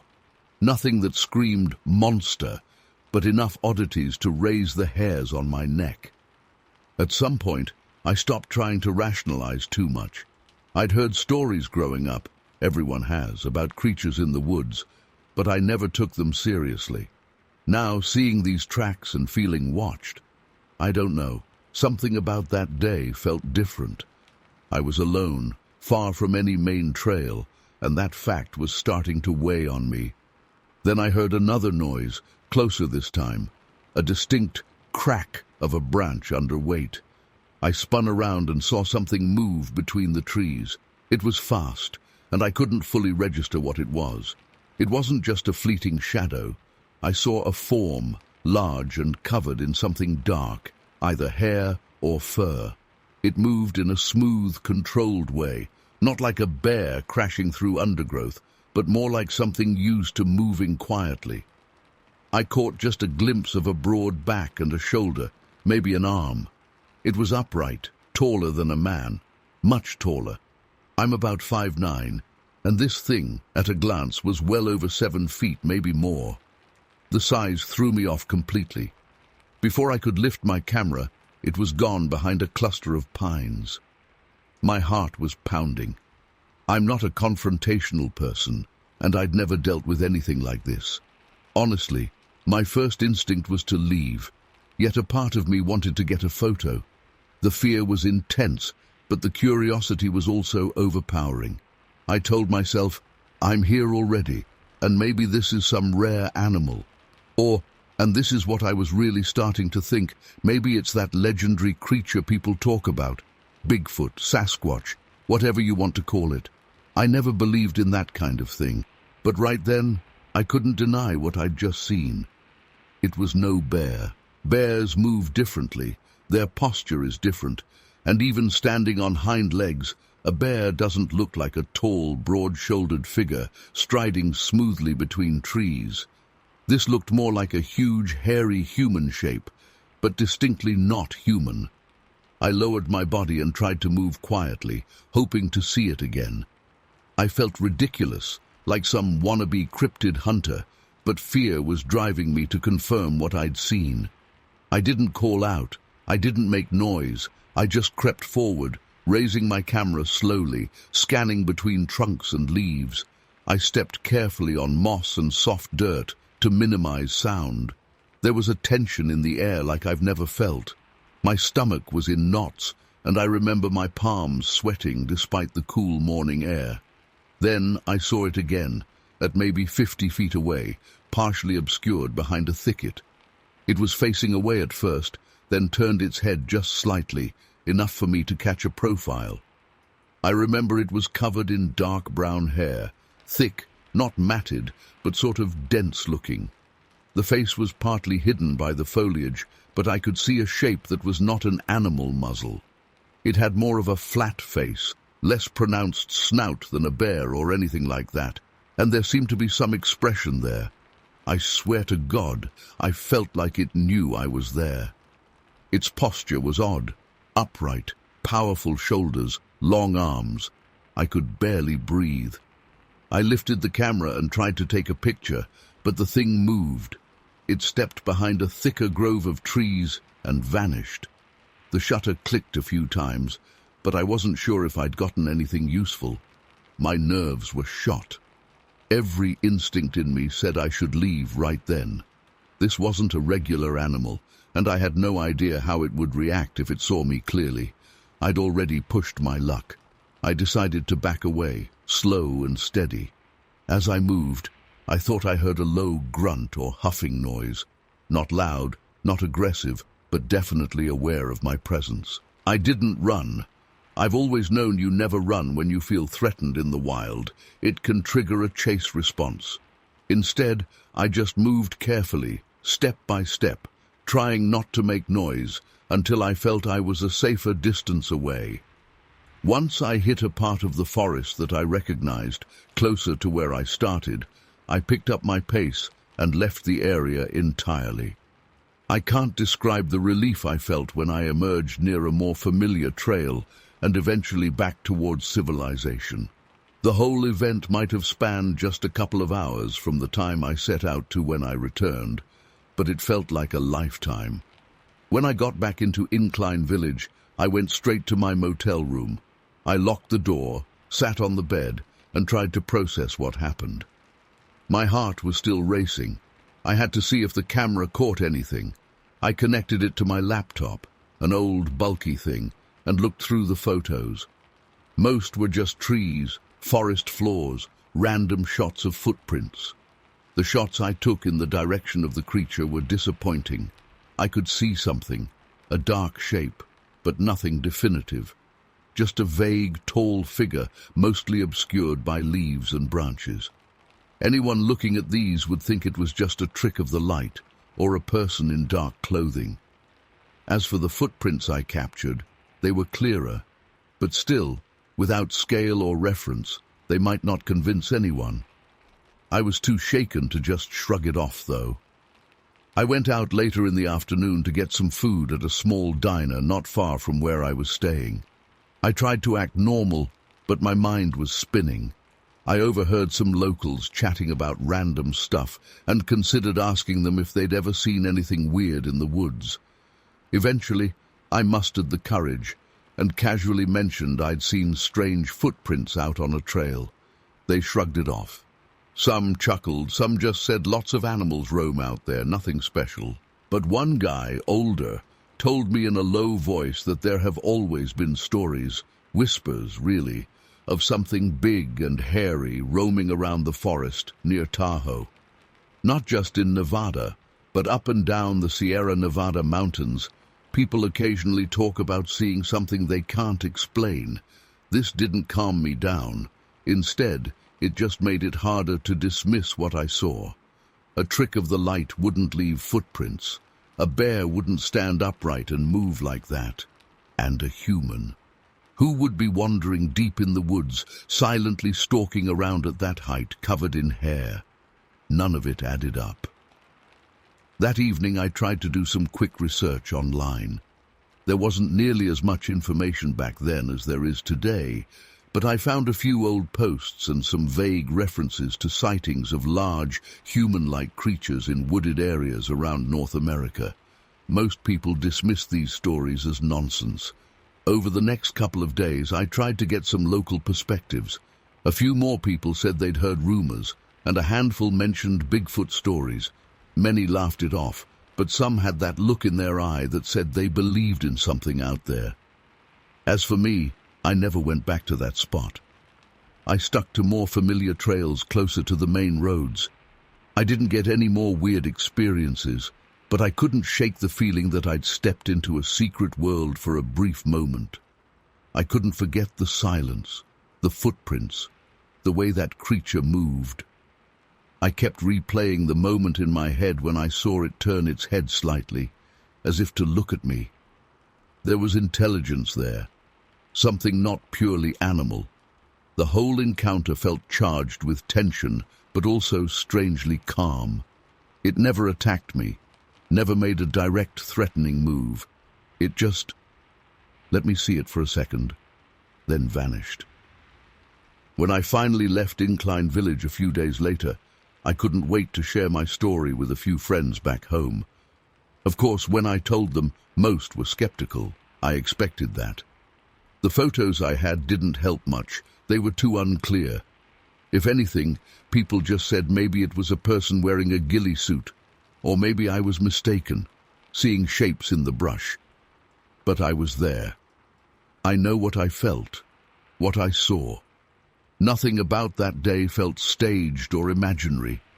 I'm not one to jump at shadows. I was out there for a reason, with a goal, and I ended up stumbling onto something I can't explain. A month or so after I got back home, I contacted a couple of experts I found online, just enthusiasts who run websites dedicated to cryptid sightings and stuff like that. They looked at my photos and basically told me they couldn't confirm anything, which is what I expected. No one gave me a definitive answer. Some said it could indeed be a Bigfoot, others said it was too blurry to tell, and a few just ignored me. Without solid proof, I'm just another guy telling a story on the internet. I've spent years thinking about that experience. Whenever I see documentaries or read articles about strange creatures or Bigfoot-type sightings, I remember those footprints, the massive shape moving through the trees. I remember my heart pounding like never before. People always ask, if Bigfoot is real, why no clear photos? I can tell you from experience that when you're in that moment, fear and shock mess with your ability to think straight. I'm not a National Geographic photographer. I was an amateur, jittery, and half terrified. The conditions were far from perfect. The lighting was patchy. I was hiding behind trees, and this thing was not posing for me. It was there 1 second, gone the next. I also think about how it just disappeared without a sound. The forest was so quiet, and yet a creature of that size should have made more noise, but it slipped away as if it knew exactly where to step. It's unsettling to realize how silent these woods can be, and what might be able to move through them unnoticed. I've considered going back, but each time I think about it, I remember that feeling of utter vulnerability. I wasn't attacked, but the sense that I was somewhere I didn't belong, witnessing something not meant for me, stuck with me. I still do photography, though I never went professional. I've taken pictures in many places since 2004, but I've never again had an experience so unsettling. I never found footprints like those, never heard those heavy, deliberate steps, never caught a glimpse of a giant, hairy figure moving silently between pines. To this day, I can't fully explain what happened. I know what I saw was real. I know I was awake, sober, and paying attention. The footprints, the strange behavior of the forest, the glimpse of that massive form. These things still give me chills. I've come to accept that I might never have a neat explanation. Some things in life remain mysteries. People might think I'm crazy or lying. All I can say is that I experienced something that day near Incline Village that changed how I view the natural world. I used to think we pretty much knew what was out there, especially in a place that's not exactly the most remote wilderness. It's not the Amazon rainforest, it's a popular lake region. Yet, something was there that defied my understanding. When I look back, what strikes me most is how normal the day started. Just a calm morning, me on a trail, birds singing, the sun rising, everything peaceful. Then that sudden shift, that eerie silence, that feeling of being watched. It all happened in a relatively short span of time. I left that motel room as a curious amateur photographer looking for a nice shot. I returned shaken, confused, and unable to get the image of that creature's silhouette out of my mind. It was like stepping into another reality for just a moment, one where the old legends aren't so ridiculous. After I got home, I printed a couple of the photos, the ones with the footprints, just to have them as a reminder. They're not impressive, and if you saw them, you might not think twice. But I know where they were taken and what was happening around me when I took them. Those prints and the memory of that day keep me humble. They remind me that we don't have all the answers, and that nature can still surprise us in ways we don't expect. I've never shared this in detail with many people. Some close friends know, but I usually gloss over it or just say, I saw something strange. I guess I don't like being labeled as the Bigfoot guy or having people mock me. But this memory is etched in my mind, and not a week goes by that I don't think about it at least briefly.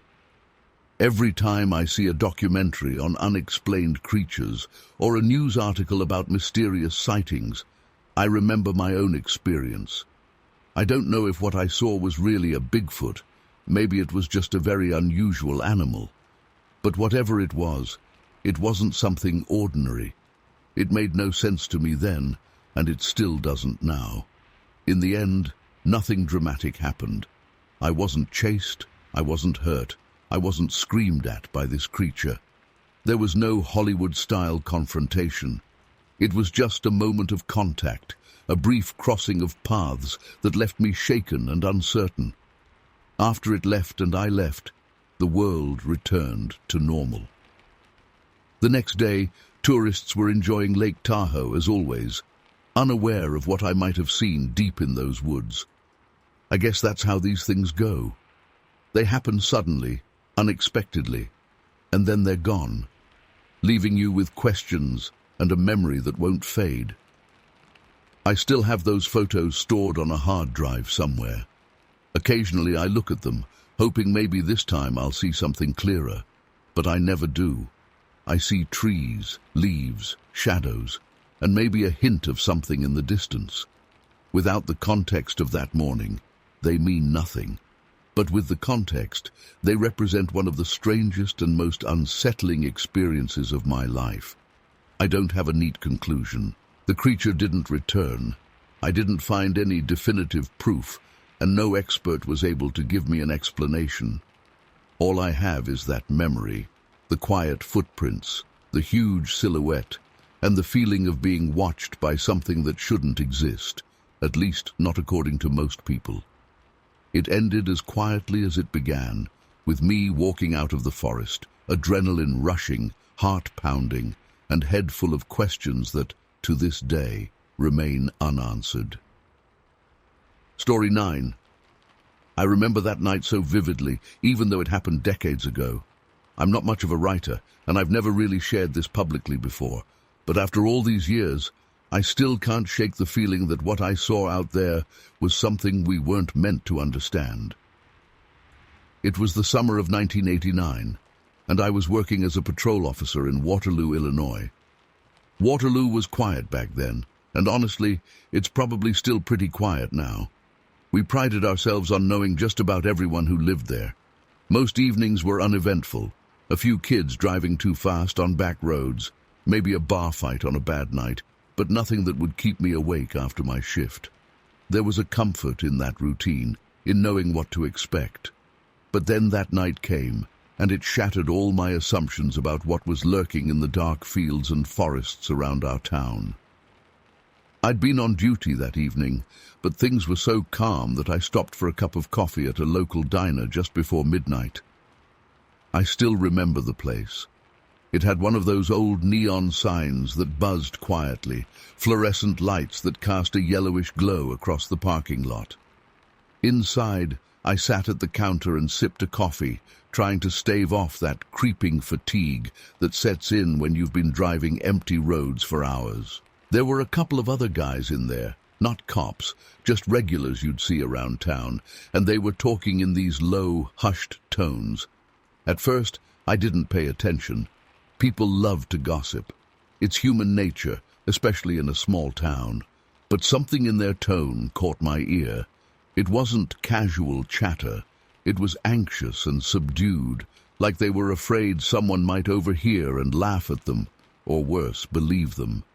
They were talking about something roaming around the outskirts of town. They mentioned fields and back roads that led toward more rural areas outside Waterloo.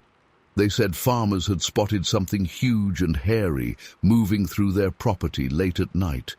Some traveling salesman passing through supposedly saw it dart across the highway under moonlight.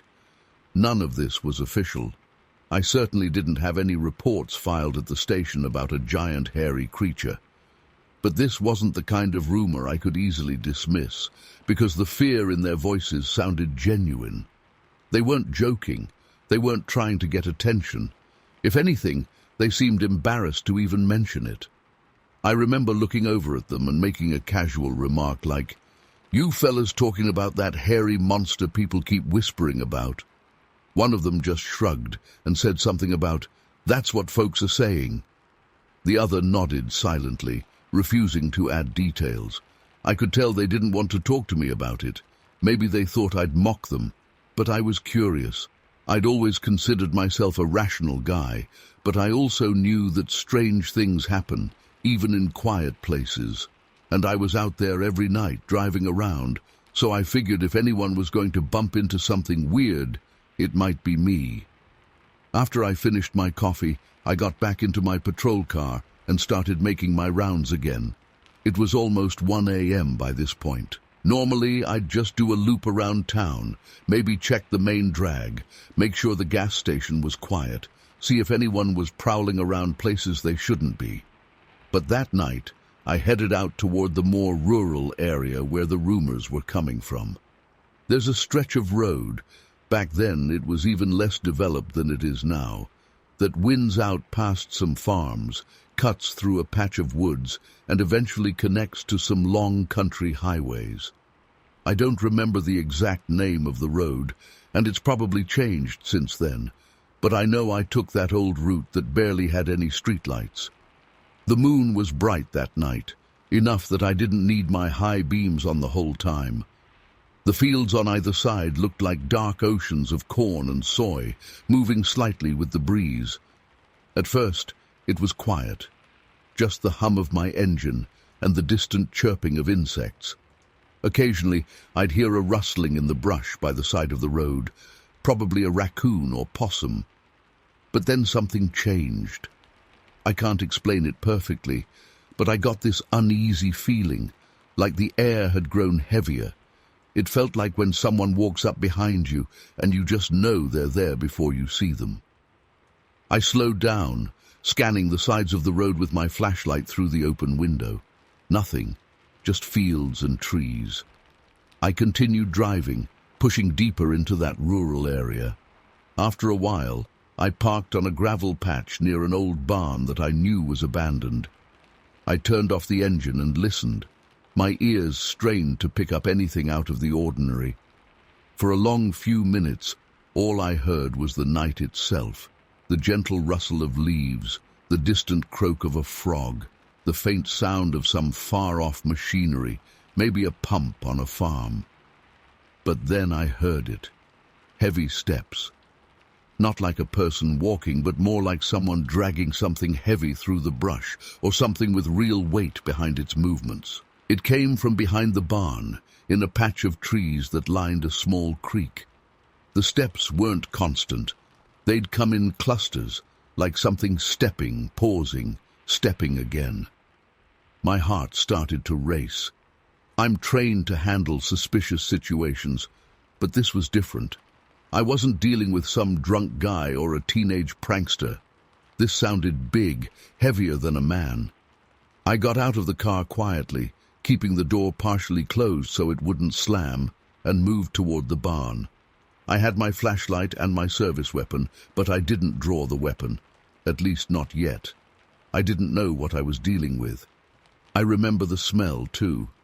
There was a strange odor in the air, kind of like wet fur mixed with a musky, almost skunk-like scent, but not quite that strong. It was faint, but noticeable. I don't think I would have paid attention to it on a normal night, but in that tense moment, every little detail stood out. I walked carefully around the barn, my boots crunching on loose gravel and dry grass. The barn's wooden boards were old and rotten, and the moonlight cast long shadows inside through the gaps. At one point, I stopped and shone my flashlight into the darkness behind the barn. That's when I first saw a silhouette. It was tall, taller than any man I'd ever seen. I couldn't make out details, just a large shape crouched down near some bushes. My stomach tightened. I felt a wave of adrenaline surge through me, and my hand instinctively moved closer to my holster. But I didn't shout. I didn't want to make any sudden moves. I just watched. The shape stood up slowly.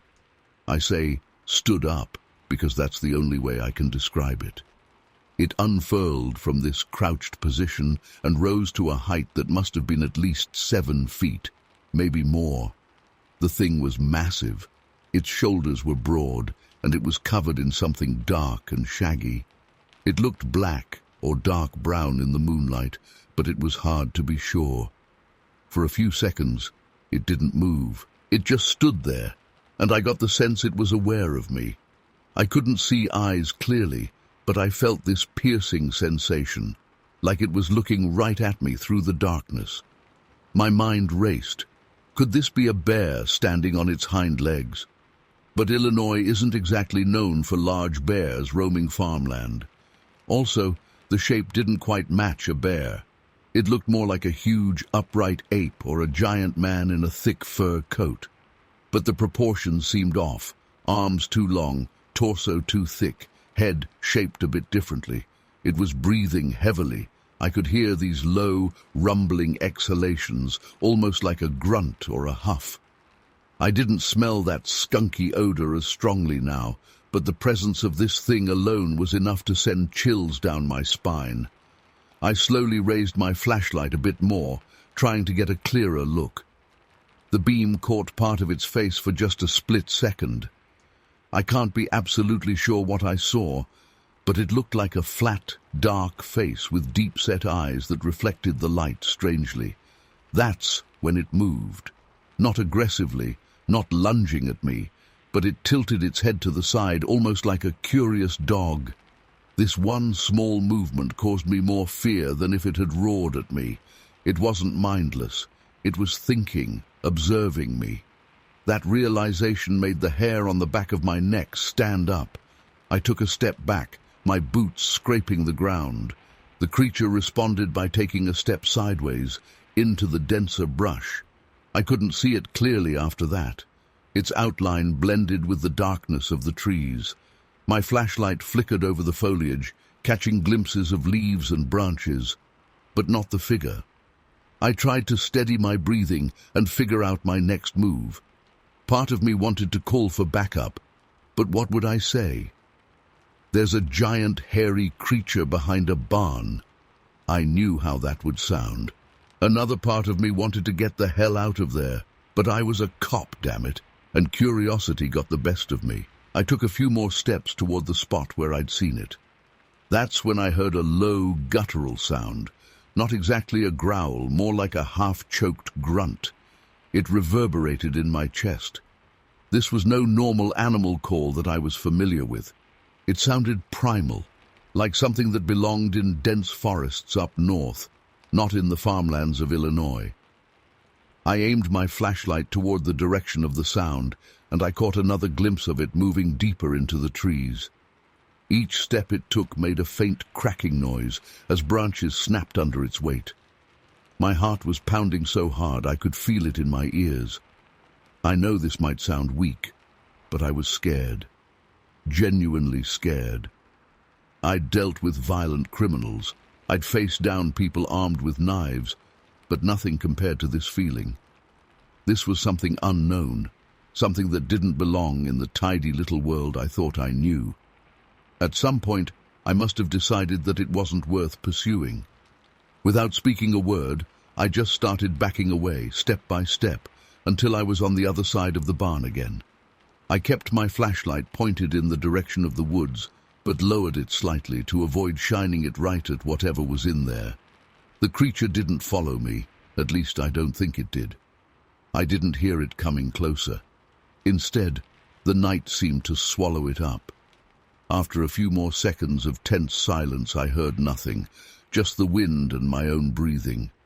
I returned to my patrol car, feeling my legs shaking slightly with adrenaline. I sat in the driver's seat, shut the door gently, and locked it. A silly gesture, I know, because if that thing wanted in, I doubt the door locks would have done much. Still, it made me feel a tiny bit safer. I turned the key and started the engine, ready to drive away quietly. But then I hesitated. I glanced back toward the barn, half expecting to see that massive silhouette standing there watching me. Nothing, just darkness and the vague outline of old wood. I turned the car around and headed back toward town. I drove slowly at first, scanning the sides of the road. Every shadow looked suspicious. Every tree trunk had me on edge, thinking maybe it was that thing again. I was convinced that at any moment I'd see it sprinting alongside the car or standing in the middle of the road blocking my path. But that never happened. The rest of the drive was eerily quiet. By the time I got back to the well-lit streets of Waterloo, I felt like I'd stepped back into a different world, a safer, more familiar one. I pulled into the station's parking lot, sat there for a minute trying to calm down. I went inside and found one of my colleagues, a younger officer who was doing some paperwork. He looked up at me and made a joke, something about me looking like I'd seen a ghost. I tried to shrug it off, but eventually I told him. I didn't get into every single detail. I just said I saw something big, hairy and upright out by that old barn. He laughed at first, then realized I wasn't joking. I could see him trying to rationalize it. Maybe a farmer's big dog got loose, or could it have been a deer standing weird? But I know what I saw. It wasn't a deer, and it sure as hell wasn't a dog. After that night, I never got any confirmation of what I encountered. No one ever came forward with photo evidence. No missing livestock reports were filed that would suggest some large predator lurking around. The local rumor mill kept churning, though. I'd hear whispers here and there about a hairy giant spotted along back roads, seen only in brief flashes before disappearing into the woods. Some said Bigfoot. Others thought it was a hoax or an escaped primate from a traveling show, though I never heard of any lost circus animals at the time. Without any solid proof, it just became one more local legend. What really stuck with me, though, was how the creature reacted to me. It didn't run right away, but it also didn't charge at me or try to attack. It seemed curious, watchful, almost cautious. It's terrifying to think that something that large and strange could be out there, living just outside the edges of our familiar lives. We like to think we know everything about our surroundings, that we've charted every inch of land and understood every animal. But that night taught me that we can't be sure of that. Maybe there are pockets of wilderness where something else roams, something that doesn't fit neatly into our categories. The fact that it ended so abruptly still bothers me. One minute I was staring at this huge silhouette, feeling my heart race like never before, and the next I was just standing there alone, trembling in the dark. The creature slipped away so silently that I almost wondered if I'd hallucinated the whole thing. But I know I didn't. I can remember the weight of that moment, the smell, the sound of its breathing, the way it tilted its head. Those details are too vivid to be a dream. In the days that followed, I tried driving out there again, just to see if I could spot anything. Footprints, broken branches, maybe some unusual hair caught on a fence. I found nothing concrete. The ground was too hard to hold clear prints, and I didn't see any obvious clues. It's as if it never happened, but I know it did. When I told a few other colleagues over the following weeks, some believed me, or at least humored me, while others rolled their eyes. I stopped talking about it publicly after a while. I didn't want to become known as the guy who claimed to see Bigfoot, but I think at least a few people in town took notice. There were quiet acknowledgements sometimes, like I'd mention strange noises at night, and someone would nod thoughtfully, as if they'd heard something similar once but didn't want to talk about it. There's a lot of pride in small towns, a lot of reluctance to admit that something outside the norm might be lurking around. I kept working in Waterloo for a few more years, then eventually I moved on. But that night never left me. It made me look at the woods differently, made me respect the darkness in a way I hadn't before. Even now, all these years later, if I'm driving down a lonely country road and I see a dark patch of forest, I wonder if there's something in there, watching silently, just out of sight. And I still feel that prick of fear at the back of my neck. What I can't explain is why it never seemed to harm anyone, at least not that I know of. There were no reports of attacks, no missing people attributed to it, just sightings, rumors, and my own encounter. Maybe it was just passing through. Maybe it didn't care about us at all, as long as we kept our distance. Or maybe it's still out there, and we just haven't crossed paths again. The unknown is unsettling like that. It doesn't need to roar or leap at you to terrify you. Sometimes just knowing it exists is enough. I wish I could give you a satisfying conclusion. I wish I could say that I went back the next night and found it sleeping in the barn, or that I caught it on my patrol car's dashboard camera, but this was 1989. The technology wasn't what it is today, and even if I'd had a camera, it all happened so fast. Besides, part of me was in shock. I wasn't thinking about snapping a picture. I was just thinking about getting out of there in one piece. When you're standing face to face with something that defies your understanding, the last thing on your mind is proof. You just want to be safe. The story never really left Waterloo either. From what I've heard over the years, it's become one of those bits of local folklore. Remember that summer when people thought they saw a Bigfoot? Except I know it wasn't just a rumor. I was there, I saw it, I smelled it, I heard it. I still have no idea what it was. Every so often I'll think back and try to imagine some logical explanation. A large, hairy man wearing a fur coat as a prank, a misidentified bear, But the shape, the size, the way it moved, it all felt too real and too different from anything I can comfortably explain away. Sometimes, late at night, I'll replay the encounter in my head, step by step. I see the abandoned barn, the moonlight on the gravel, the strange silhouette rising in the brush. I recall the feeling of total vulnerability, knowing I was out there alone with something that didn't fit into the world I knew.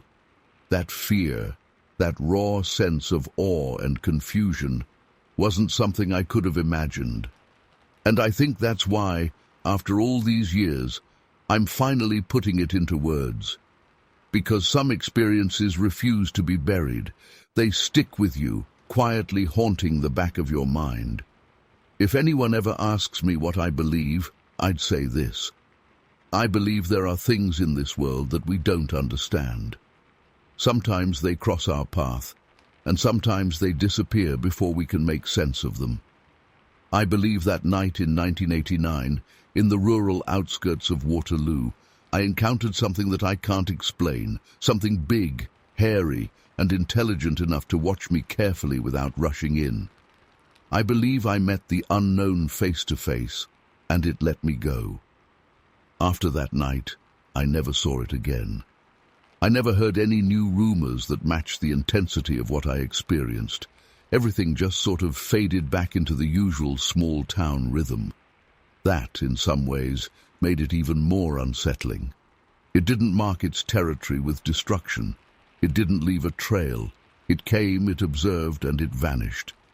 That kind of silent exit, as if nothing extraordinary had just happened, is enough to shake your idea of what's possible. Because if something like that can appear and disappear so quietly, so mysteriously, what else might be out there, just waiting for the right moment to show itself? Even now, I can't wrap my head around it. I can't offer you a satisfying explanation or a grand conclusion.